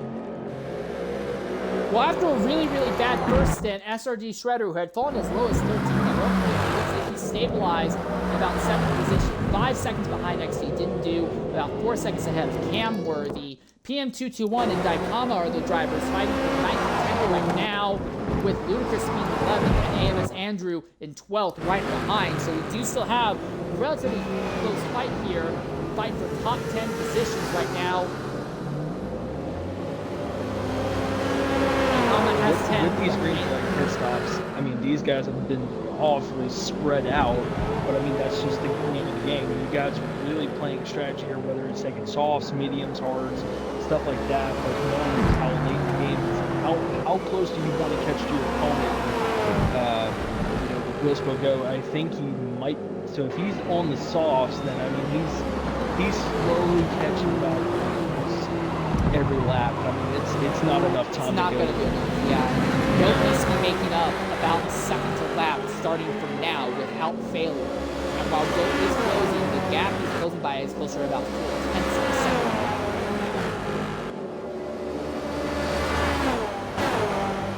Again, maybe I'm wrong.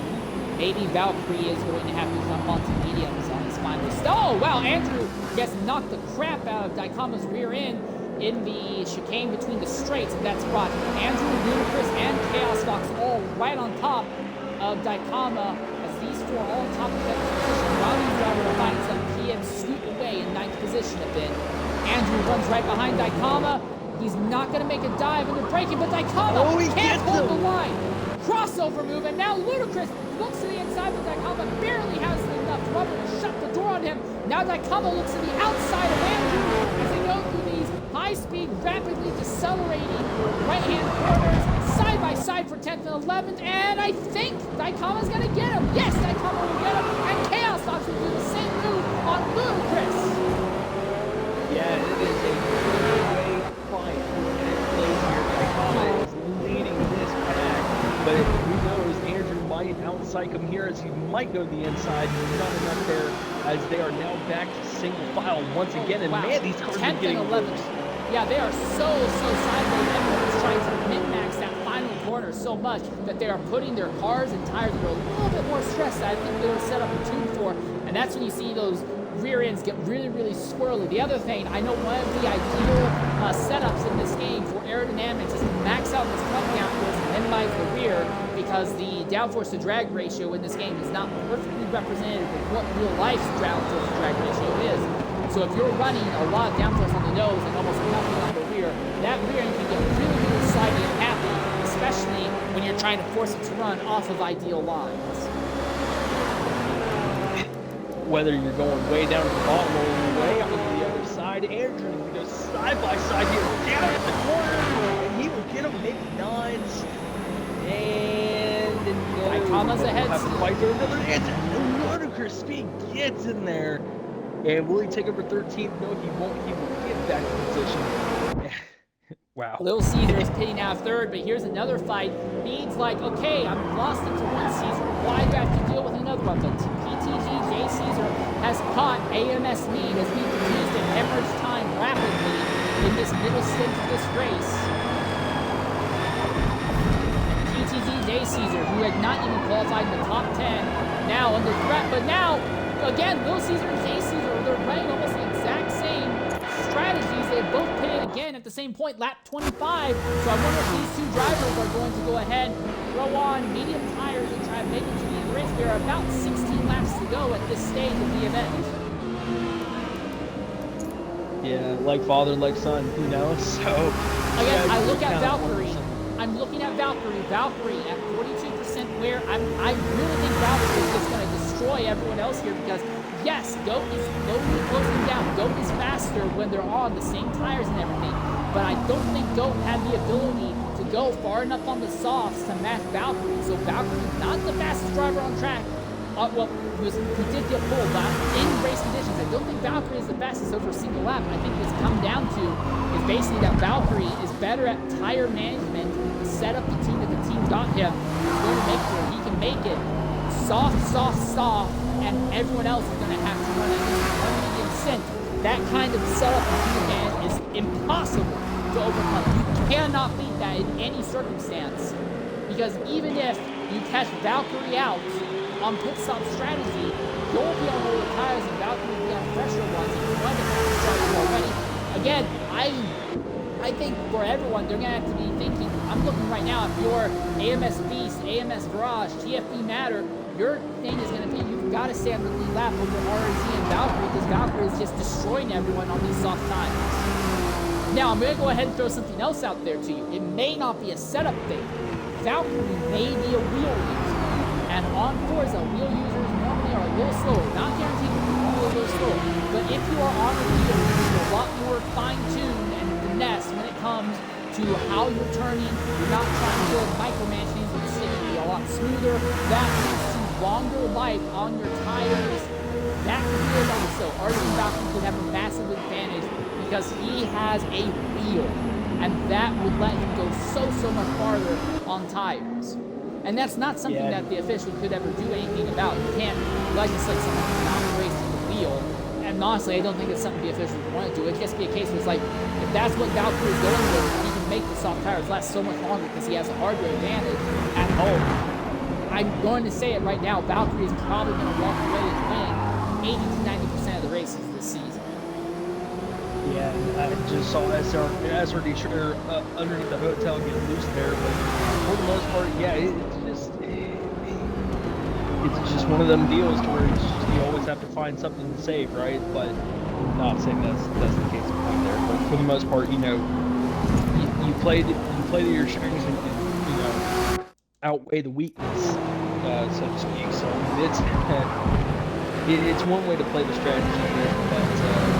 Right now, I'm really paying off for him well as he's still leading 14 seconds over this race. Alright, I'm really good once again at this fight, though. It's now 90-12. Dynamo has the position with Chaos Fox and Lucas. AMS Andrew behind both of them. As Lucas and Chaos Fox are heavy braking, Chaos goes a little deeper and taps Dynamo in the rear. Now Andrew comes to the inside. Lucas comes out, but Lucas will have to drop Chaos Fox and Chaos has to drop but Andrew has a lower down to the side. Now Andrew doesn't grab it. Chaos is desperate. Chaos is trying to get both drivers in. Perhaps both of them will end up having bad blood over the corners. And Chaos Fox dives really aggressively at the end of the back straight bank. Not working out well. And now Chaos Fox runs wide. He's going to lead this season. Yeah, it is pretty weak right here. And watch right behind the speed with Dicom. There is Dicom was wide here.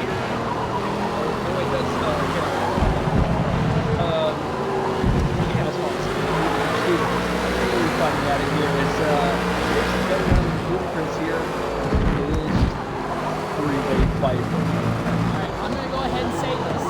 Earlier, you were saying that Dick was able to catch Valkyrie because Valkyrie was not using fast enough.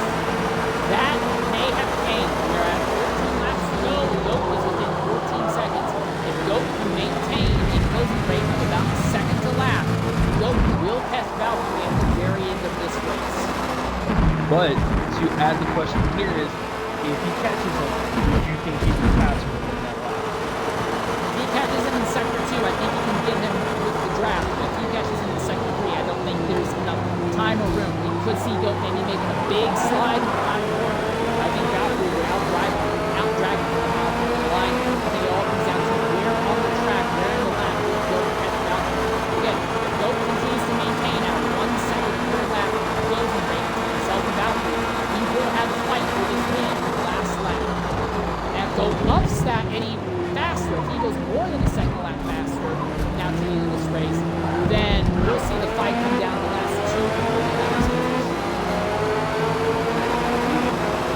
thing though is that Goat is not behind P8 and P8 is now over 30 seconds behind Goat. It's very, very obvious that Goat has pretty much come out on top compared to me. And Goat is destined clean air, and that ability to run clean air should let him set a lot cleaner faster laps. Again, if Goat does this again, we're anticipating the Valkyrie then running a soft strategy. If Goat comes back from a medium soft or medium strategy to fight for this win, this could end up being a much closer fight to the end of this race, to the end of good positions in the rest of the race of the season than we think. Again, I'm watching these two, I'm watching the times, and Goat is closing by a little bit more than a second to lap right now. The other thing as well, though, is that Goat made his stop later than Valkyrie. So Valkyrie is on 4 soft tires now. Goat will keep that advantage on the same Goat's favor for the majority of the race. So Goat will have slightly higher tires than Valkyrie for almost the rest of this race. So there will be a few laps in the crossover period, but that won't be the case. And for the majority of the runs at the end here, Goat is going to have better tires than Valkyrie. Look at this, he's now within 12 seconds of the sub-30 to go. Goat is closing faster than a second lap. It kind of seems like Valkyrie's kind of mostly blowing up his stuff here, as I think he's really trying to do power to save his stuff. And maybe that's the reason why he's losing ever so slightly here in these last, almost coming to the last 10 laps here, as it is very interesting to say the least of how much Goat has been catching him, because it seemed like earlier within the race here that it just seemed impossible, that thinking that Valkyrie was going to walk away with this, with Goat respectively getting second, but now the narrative has changed here a little bit, as Goat is really inching ever so close to Valkyrie. I'll look at the telemetry. Here's the problem. Valkyrie has burned up his rubber. He is in the 55% range. Now, I think he'll probably pit this lap. He'll probably be on soft at the end, but Valkyrie has pushed the tires maybe a bit too far. Here's the other thing to consider. Look around. Most of the track is now covered in shade. It's not nighttime yet, but the track is not going to be as warm as it was earlier. Your car was really happy in the daytime, but not so happy in these twilight hours. That could be a change that happens. It could be that the changing of the track conditions might be having a big effect as well. Valkyrie might have had a car that was better in the daytime, and Goat was better in twilight and night. That is something that's considered. But again, 10 3/4 of a second is the gap between first and second, and we're looking at about 12 laps to go right now. I'm anticipating the Valkyrie will pit this lap, and when he pits, he'll put on soft tires again. Yeah, we'll see what happens there, but I mean, this race here between from 9th all the way to 13th here is just very spread out, as Prius Miller goes underneath AMS Andrew. Oh, Valkyrie nearly lost it all by himself coming out of the hotel section. Yeah, Valkyrie's pitting now. So Goat's going to take home the lead, but I think Valkyrie's pushed his tires too far, and that's going to be what gave it to Goat. So Valkyrie trying to make the soft strategy. Oh, Goat's covering Valkyrie. So this way Valkyrie will get an unfair advantage. Well, not unfair, but an advantage if a yellow flag happens. So Goat's going to cover Valkyrie. So Goat and Valkyrie are going to be on the same tire, and they'll have the same tire life now to the end of the race. Again, this last sit, Goat had better tires than Valkyrie, but Goat is covering the track to any sort of undercut or overcut advantage. He's going to be on the same stuff as Valkyrie in these final 11 laps. The question is now is going to be, how much faster on the same rubber is Goat going to be compared to RZ and Valkyrie? Because if Goat's only going to be 8/10 a second lap faster, it's unlikely he's going to be able to catch him. If he's still a full second lap faster, he's going to catch Valkyrie, and we will have a fight for this win. I mean, if anybody knows Goat, it definitely would be me. I know Real Spill Goat and how much of an advantage that he can have with coming into these races, because he can ever inch so closely and start abusing these corners left and right by gaining the advantage ever so slightly. And he's just very smart when it comes to gaining time on the game. AMS Mead is still out on the racetrack right now. He is in third at the moment, about 11 seconds behind our leader. I think my telemetry, my ticker is bugged. It is not saying the gap between Goat and Valkyrie. So that's more than a little bit of a frustration. I'm going to see if maybe I can fix that. Right now, what it says on my screen is 9.9. So, but it seems like Valkyrie's starting to get away with here as he's down to 10 seconds here so far. Yeah, it says that GOAT is at 0.0 for me, and that Mead is at 153. So go ahead and keep an eye on that. But look at this. Mead is back behind GOAT. Now, he's not going to start the fight with GOAT, but by not stopping, Mead is within GOAT's range. The thing is now GOAT will have fresher rubber to the end. I anticipate GOAT will walk away from Mead, but still, Mead might be able to parlay this into a good result. Other thing to consider, though, is Lil Caesar, who has been fighting for a top 4 position most of the day. He is currently 5th, running behind XT Dindu. I anticipate he'll take 4th for good once Dindu hits. I think our top 4 positions are basically guaranteed to be Valkyrie, Real Skill Goat, Mead, and Lil Caesar. The question is really going to be from 4th all the way down the rest of the grid, I think. Yeah, I mean, the top 3 is just far away from 4th place. Dindu's just really cruising away from here. As he'll be coming actually into the pits. All right, Dindu's making his stop as Chaos Fox, Lucas, Daikama, Riaskiller, Andrew, all these drivers all on top of each other, still fighting very, very aggressively for these positions. Now again, with all these drivers fighting, they're likely not going to be able to get themselves forward up the grid very much. But every one of these positions is an extra 5 points to consider. None of them are pitting this time. We are at about 10 laps to go. This front straightaway here is one of the few parts of the track that still have sun on it. But most of the rest of the track now is at least partially covered in shade. Yeah, I mean, you can also tell it on the back stretch too. Just a little bit of sunshine here, but as Insane said, there is very little sunshine around here and just mostly shade throughout the whole track. Yeah, Sector 1 seems to be relatively nice and sunny, but then once you get into that hairpin that leads onto the first back straightaways, it's shade filled, and you stay in the shade for a good chunk. You get some sun about the first half, first 2/3 of the back straightaway. You can see the showers are getting longer and longer. That will cause the track to cool off. It'll mean that you won't burn up your tires as fast. It also means that you will be not as grippy with your rubber. Your rubber will have a little bit harder time staying in the ideal operating group. So it looks like Ludicrously has actually broken away from Chaos Fox, Daikama, and Andrew a little bit more. BTJ Caesar, aka Caesar the Elder, is currently 10th right now. Alright, and my ticker has fixed itself. So right now I can see that Real Skill Goat is within 10 seconds of Valkyrie at the moment.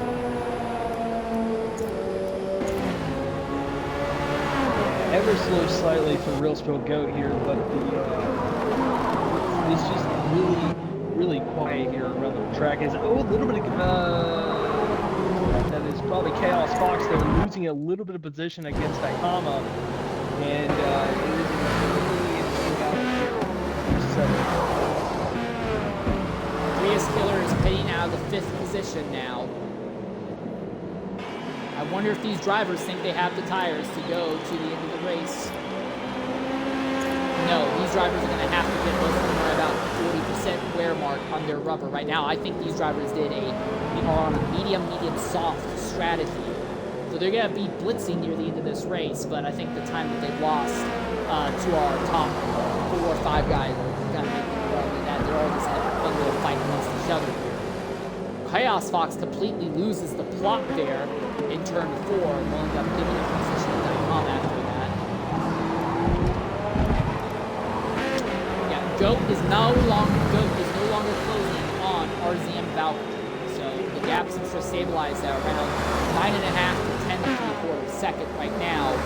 So I think Valkyrie's pretty much got this in the bag. Unless we have a late race restart, then Goat would have a shot at him.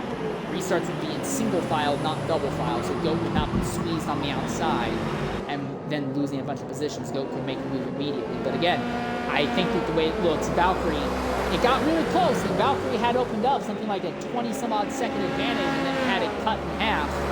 But on the same tires, the gap between Valkyrie and Goat is not enough. So Goat, running mediums in that first stint, is going to be enough to pretty much take him out. And somehow, in all of this, Mead, who I was really hesitant about saying he was going to be able to make it work. He is currently 17 seconds ahead of Lil Caesar right now.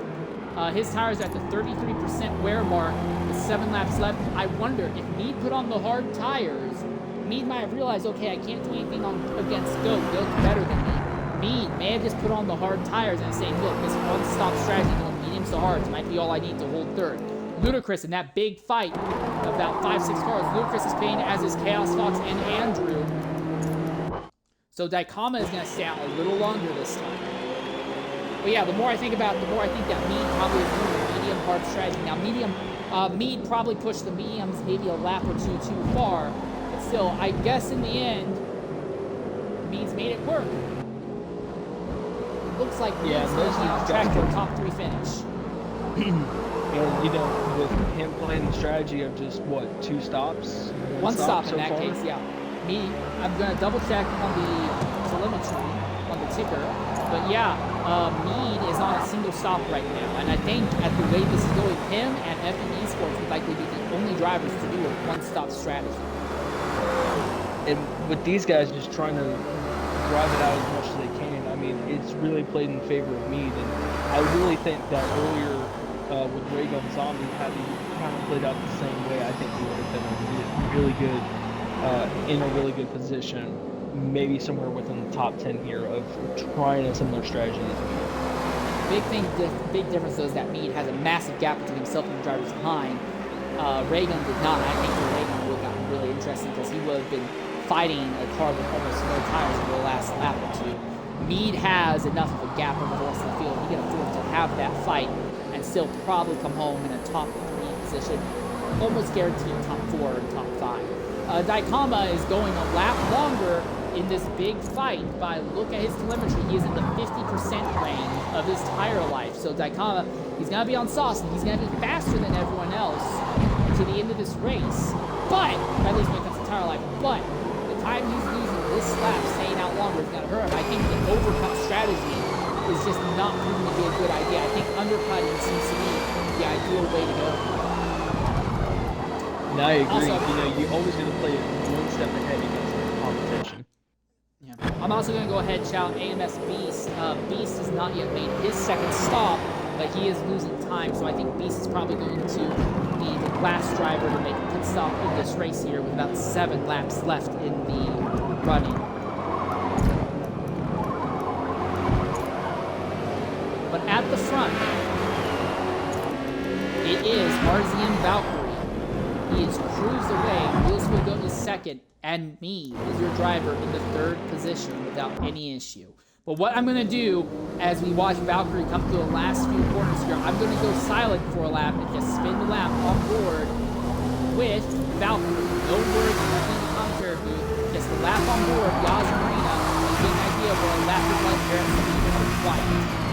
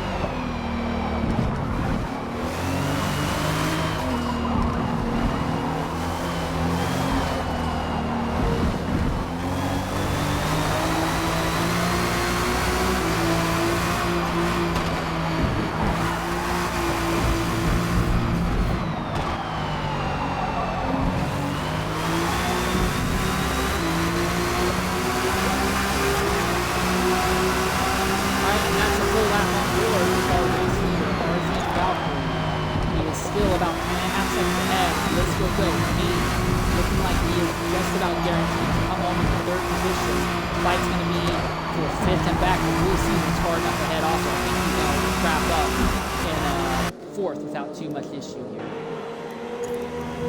Right now, it is Shredder who is in the 5th position in the Mercedes. Shredder didn't have the greatest time in qualifying, but he is elite in a Caesar sandwich. Although I don't know how long he'll be able to stay ahead of PTTJ Caesar like that. And it's really been an impressive run for SRD Shredder. We saw him mostly running around towards the top 10 there, but really improving his run here by being inside the top 5. So really playing this strategy out really well. As there's been a bunch of guys that have been running good. I mean, we've talked about Caesars a lot throughout these races. They had top 5 pace. And, obviously we talked about the top 3 all day, but nice to see that Shredder's been running pretty good. And very fortunate things have turned out the way they're supposed to right now, so we'll see what happens, but a really good run from SRD Shredder. A few other drivers we've not really talked about today. Cam Worthy has kind of been hanging out silently, quietly in the midfield most of the day here. He is currently positioned in 10th position with about 13 seconds ahead of him and about 11 seconds behind him. So unless something goes horribly wrong for Cam, it looks like he's going to walk out here at the top 10 finish. PM221 was outside the top 10 for a good chunk of the day, but right now he is fighting with AMS Garage for a potential 8th place finish. So that would be interesting to watch. And again, PM is the only other driver in the same car, the Acura NSX, that our race leader, RZM Valkyrie, is in. And then I want to talk about a driver who has not made this race work out. He was looking a little stronger earlier today, but AMS Beast, currently 16th, last driver on the lead lap. At the rate the time is dribbling away, I would not be surprised if he just completely loses touch with everyone else and ends up going a lap down.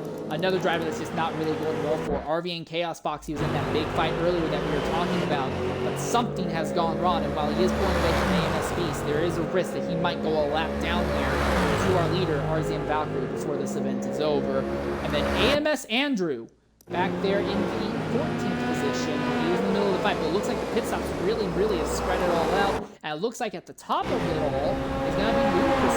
He is 12th. Now, Prius is ahead. Prius had pitted earlier, and that's the big thing. I said it earlier, I'm going to say it again. I think the undercut was king today. It looked like people who pitted earlier in the pit stop cycles made up so much time just being in clean air away from everyone else that the undercut was everything. Every single battle I'm looking at on the track, the drivers that pitted earlier ended up coming out on top of them. Prius pitted a lap, almost 2 laps earlier than Ludicrous, and Prius is currently 11th ahead of Ludicrous.com on Andrew and Chaos Box. And then I believe it was Andrew who pitted last out of that big group. He has dropped to 14th, pretty much out of contention for positions by the looks of it. And this kind of story just plays out across the entire field. And the gaps are so big right now that I think for most of the drivers, they're not going to have to worry too much about the tires falling off. All right, in the last 4 laps here, car headlights have come on. We are officially in twilight. And no, we're not talking about the movie Twilight. It should be on 7. But we're not talking about the pony Twilight Sparkle either. We are talking about the transition as the sun sets and the moon rises. AMS Virage has lost it against PM, but I do want to go ahead and point this out. AMS Virage is someone else we also have not spoken a lot about earlier. Virage was running top 10 on American first stint of this race. Got involved in an incident, though, after Valkyrie pitted, and as Valkyrie was rushing through the field, Virage was really the one who got kicked out and lost a bunch of positions while that was going on. You were the one who pointed that out and saw Virage use all those positions, but it looks like Virage has rebounded. He is currently in 9th on track. He's not keeping up with PM221, but it does look like Virage is in a really good condition to bring it home to a top 10 finish. A great recovery drive by this driver here in the number 97. I agree. Just playing out the strategy just right, and obviously got into the tangle with the pack there, but for the most part, once things kind of smooth down and you can cool down your tires a little bit and save enough to at least get yourself a decent run. Getting the top 10 is really not all that bad, to be honest with you. So, AMS Virage is doing a really good job here getting a top 10, and even Cam Worthy too, also a notable Worthy as well, no pun intended. But for the most part, outside the top 10 almost all day, but rebounded back inside, or at the time right now 10th. So really good run for Cam Worthy as well.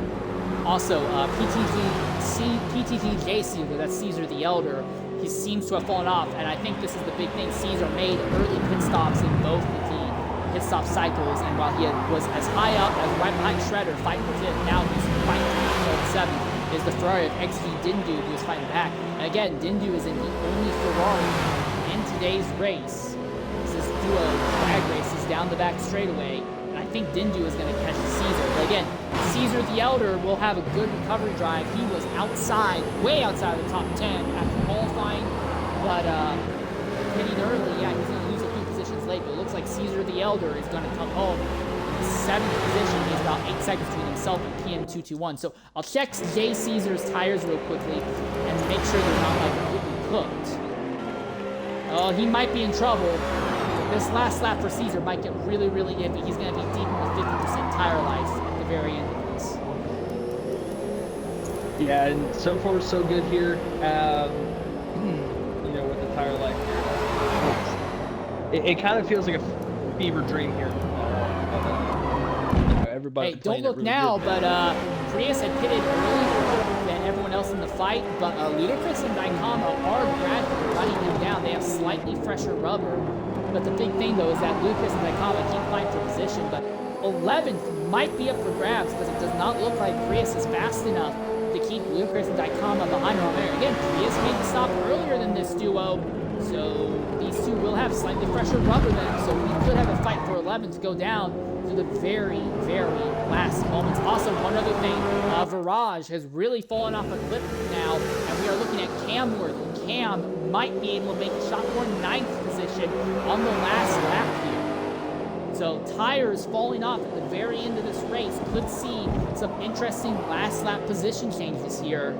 We're at 3 laps to go, and once the leader, RZ and Valkyrie, hits the start-finish line, only 2 laps to go, it will be official. There will be no yellow flags in this race, so a green flag-to-flag race, a complete opposite of what we saw at Watkins Glen in the Watkins Glen preseason race. Sadly, we didn't get a broadcast, but the preseason race at Watkins Glen, we saw 4 different yellows in that race. So now the 0, it looks like it's going to be clean flag-to-flag as Valkyrie has officially crossed the line. So yeah, 2 to go. It's been a clean and green race today with a lot of interesting strategy that's still to play out. Camwood, look at this. Cam is within 7/10 of Virage. He might catch him this lap. He might, and it is really reeling it in here. And like you said, very clean, very green. And really good racing here, too, at the Yas Marina circuit. I don't see why we couldn't come here as our first round over again. As Cam Worthy is trying to build up the pass here to Virage. Maybe he's going to go to the inside here and gets it, maybe, possibly. The Virage's tires are cooked. Yeah, Virage's tires are cooked. The good news for Virage is that the next driver, Prius, is 11 seconds out. The bad news for Virage, though, is we don't know what are his tires looking like. His tires are cooked. Yeah, Virage is in the 60% wear on the front tires and 50% wear in the rears. Again, I think there's enough time Virage can limp this car home to 10th, but those early pit stops are really paying a negative dividend right now. And the only thing I think that will keep him from losing this position is going to be the fact that Prius in 11th is not really closing on Virage. Prius is just kind of hoping that Daikama and Ludacris speed behind him don't catch him. The other thing as well, PTG J Caesar, it looks like he's going to stabilize in 7th. PM is just not closing fast enough to do anything about it. And everyone in the top 5, top 6 really will stabilize in their positions right now. The fight's going to be for 11th, 12th, and 13th, primarily 12th and 13th. It looks like Daikama and Ludacris are going to take this brawl of theirs to the very end of this race. Yeah, it's all very respectful positions here. We're on the last lap here with Valkyrie, and what a race has it been? I mean, all these guys jumping into position here. It's all been but a hell of a ride. And looking down nice, nice, clean, and there's been lots of unique tire strategies and pit stop strategies that have played out in very interesting ways.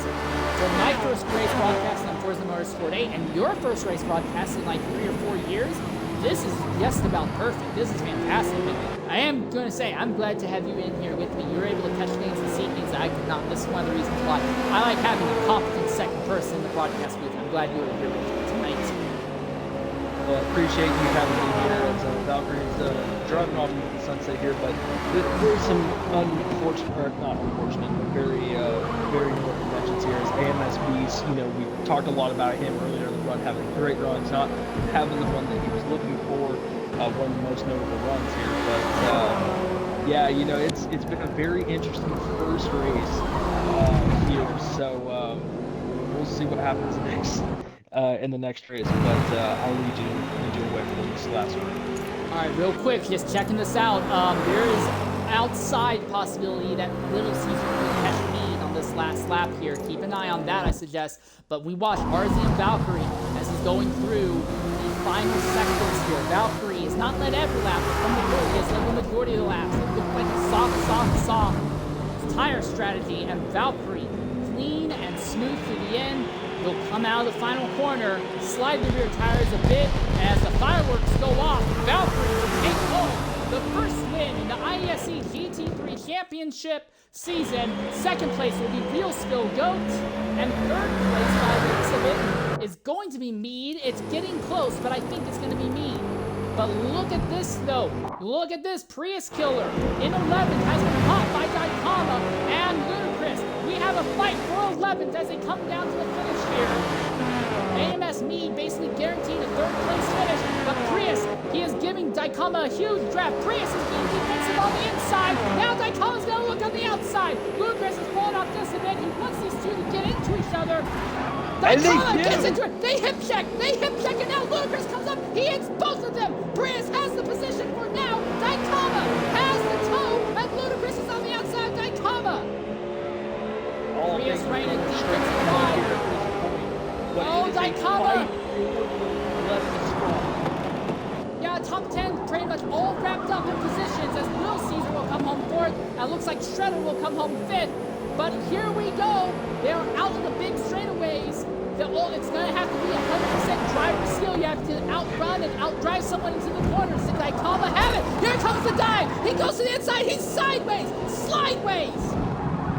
Yeah, it is a hard fight as Ludacris gets the 12th position. Will he be able to get the Garage? Garage is ahead. Garage has lost the tires. Garage is going to be limping ahead of this fight. I think Prius might be able to catch it. Ludacris catches Daikama in the second to last corner. Daikama cannot make the move as they come out of the line. Garage will come home 10th. Prius 11th and 12th. Just barely. Look at that. Prius 11th. Ludacris barely gets 12th. Daikama 13th. Andrew 14th. And it looks like it will be Chaos Fox will be the first driver to finish left down in the 15th position here. What a finish. Between those guys, God, it was only but a matter of time to see who was going to get that, but what a nerve-wracking finish there. Yeah, that was absolutely incredible. Fun little things going on literally all day long. Absolutely incredible. I want to go ahead and see if we can talk with at least our podium finishers here. All three of them had three very distinctly unique stories to the end of this race. And then Little Caesar, fourth most of the day, but just, although he was on the same strategy as Valkyrie, just could not keep up with him. And then Shredder, he didn't have a great qualifying. He's going to start fifth. Shredder, we know he's going to be here the entire season. It would be interesting to see if he might be able to use this to start the championship run. Oh, we'll see here as, this is definitely going to be, definitely early telltale signs here going into the championship here is, obviously Valkyrie winning this race with Real Spill Goat in second, but it should be a very interesting championship battle as, it's only the first race. It could be just, Valkyrie wins one, Goat wins one, Valkyrie wins one, Goat wins one, same old, so we'll see, but like racing, nothing's really ever guaranteed now, is it? All right, coming into the party right now is our race winner, our second place finisher. We'll start with our race winner, RZM Valkyrie. If you can hear me, go ahead, make sure your audio is included. A fantastic drive and a fantastic win from the pole position. What do you have to say about that run tonight? Yeah, it was a good race. Started on the soft tyre, tried to make a gap as big as I could. Unfortunately, some of the guys behind me were battling a little bit, so I need to get out good gap. And then when onto the mediums, that was tough. They definitely don't have as much grip as the softs. Let's just say that. And then yeah, back to the softs for the end. It's just a run to the finish at that point. Oh, that's interesting because we had thought, or at least I had thought, looking at your tire life, it looked like you maybe had tried to go soft to the end and just push the soft on the second one too far. But hearing that it was mediums and you still pushed it into the 50% range, wow, you really must have been booking it. Yeah. All right, so fantastic win from the pole. You still have a lot of races left. Do you think this is the start of the championship run? Definitely. All right, that's some bold confidence. I like it. Anything else you want to mention or say before we go ahead to our next finishers? No, just thanks for hosting, everyone. Thanks for streaming. Yep, we look forward to seeing you next week. I probably will. I'm guaranteed to not be broadcasting next week, but we look forward to seeing you next week. All right, I want to talk with our second place finisher, Real Spill Goat. Goat, second place starting position, second place finishing, but that does not tell us enough about your race. We saw you fall back to fourth and just be knockout, knuckle drag brawling for about 2/3 of that race. What do you have to say about your run today, Goat? Yeah, I mean, what can I say? I mean, Valkyrie ran a hell of a race. Got to give it to him. Genius starting on the soft tires, I'm not going to lie. That single-handedly winning the race. I was, like you said, I was stuck battling for quite a long time, and by the time it was all said and done, we were both on softs on that last stint. It was a 10-second gap, and that was probably what I lost. And you lost 19 seconds, we calculated. Oh, God. Yeah. No, don't tell me that. Yeah. Yeah, I lost the race off that strategy, but I mean, he ran a good race. He came up that strategy, and I had to change mid-race. I was actually going to go on hards, but as I seen how much he pulled away on softs, I was like, yeah, I got to do double soft. But with the pit lane being almost 40 seconds, I mean, there's a trade-off in each of them. Any other racetrack, there's no way you're going to make it on hards. But yeah, I mean, GG's to Valkyrie. I thought it was Darkama. Sorry. Yeah, I don't have much more to say about that. All right. Also, I want to go ahead and ask, second place finish and very, very competitive. Do you think you have a shot for this championship? Oh yeah, I'm never out of it. But we'll see. I'll have to mess up pretty big time to be completely out of it. But a lot of races to go. Anything's possible.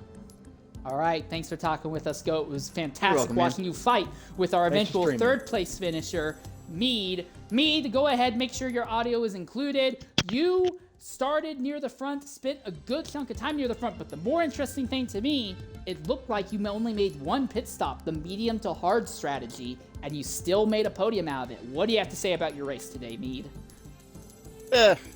It was a good race. I wish I didn't go and do the one stop because I lost so much time. I wish I changed it halfway through like Spillgoat did and go onto softs and do softs again. I lost so much time going onto the hards at the end. It was unreal. Oh, I mean, it still paid off for you. I know you couldn't beat Goat, but you still came home podium well ahead of just about everyone else, so it must not have been that bad. Oh, it was a terrible thing to drive on hards, and just seeing how far they were getting further ahead and further ahead, it was just like, well, I've screwed up here, I haven't done big time. Great. All right, well, if this is a screw-up, and a screw-up brings you a podium position, I'm just going to ask, that speaks a lot for your potential. Do you think you can rebound? You don't have a lot to rebound, you're still relatively close. Do you think you can start a championship drive with this kind of drive? There's always a chance. It's see how good it goes, basically. See if we get any luck, see if we don't. If I actually manage to practice with a race strategy, there might be a chance. I'm always there or thereabouts at least, so let's see. All right, great drive out there, Mead. Watching you and Goat slug it out for that first third of the race was absolutely incredible. I look forward to seeing more of that from you in the future. I hope so. All right. I can't. That was good racing. That was. I loved it. All right, I want to go ahead and talk to our fourth place finisher, PTG Little Caesar. Little Caesar, you were on the same strategy as Valkyrie was on by the looks of it, But unlike Valkyrie, who gapped you, you could only come home 4th. What went wrong for you today? I think I was making too many mistakes on the second half of it, on the second stint of softs, and then I just couldn't find the pace on the mediums. And in the last stop, I think I overfueled It looks like he's got like too an error much, so on his profile the picture car was in the too party. heavy, and I just couldn't find a pace to catch up to Mead. Well, you still made a 4th place out of it. You're not complete. It's not a ruining event. 4th is still way better than most of the grid. Do you think you can make a championship drive starting from this 4th place finish? Hopefully, I'm going to be putting in a lot of practice and work. I'm going to be really gunning for it. My aim is to go for this title, but mostly just to get enjoyment out of it and practice racing and to hopefully improve and get better. Well, I mean, if improving getting better and you're starting from a 4th place finish today, I'm fearful of how much better and how much faster you could end up in the future, mate.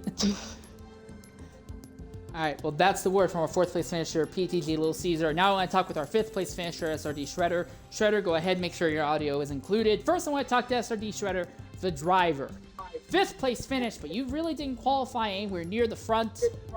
How in the world did you pull that off? Because at one point I saw you back in 13th in the middle of the race. How in the world did you finish 5th? I think everyone else around me just did really rubbish strategies. Like, I was committed to the medium soft strategy.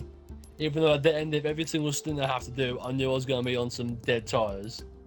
But I knew I could just squeak out just enough time to make that a workable strategy. And then everyone else started doing medium soft strategy. So I essentially got 3 positions while doing the same pit stops. That's the main reason I shot up so many places. Also avoiding most of the incidents around getting got straight onto the softs. I avoided all the mid-race carnage that went on. So yeah, and also the car was trying to kill me as well, like midway through as well. So I probably could. There was a potential charge I could have done on Little Caesar, but it would have been the edges of what I could have done. Alright, well, now I want to go ahead and talk to... Well, one other question, though.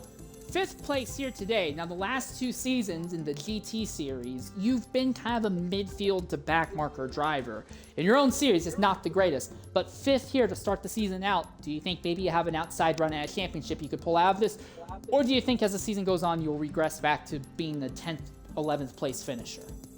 I think it's going to be 50-50 because the other series are in the other games, and I apparently seem to vibe really well with the driving model in this game. So there's a fairly good chance I can stay sort of the low of the tops, but I think I'm probably top of the mids more than anything else. Alright, now I want to go ahead and talk to SRD Shredder as a series owner and series host. Lot of question mark coming into this event, a lot of curiosities, no idea really how things were going to play out, but in the end, just take this into consideration. 3 completely different tire strategies take home the top 3 positions, 4 different cars in the top 4 positions as well. I mean, completely green flag to flag, yet plenty of strategy, fighting literally down to the checkered flag for positions all the way outside of the top 10 even. I would say this is a success. What about you?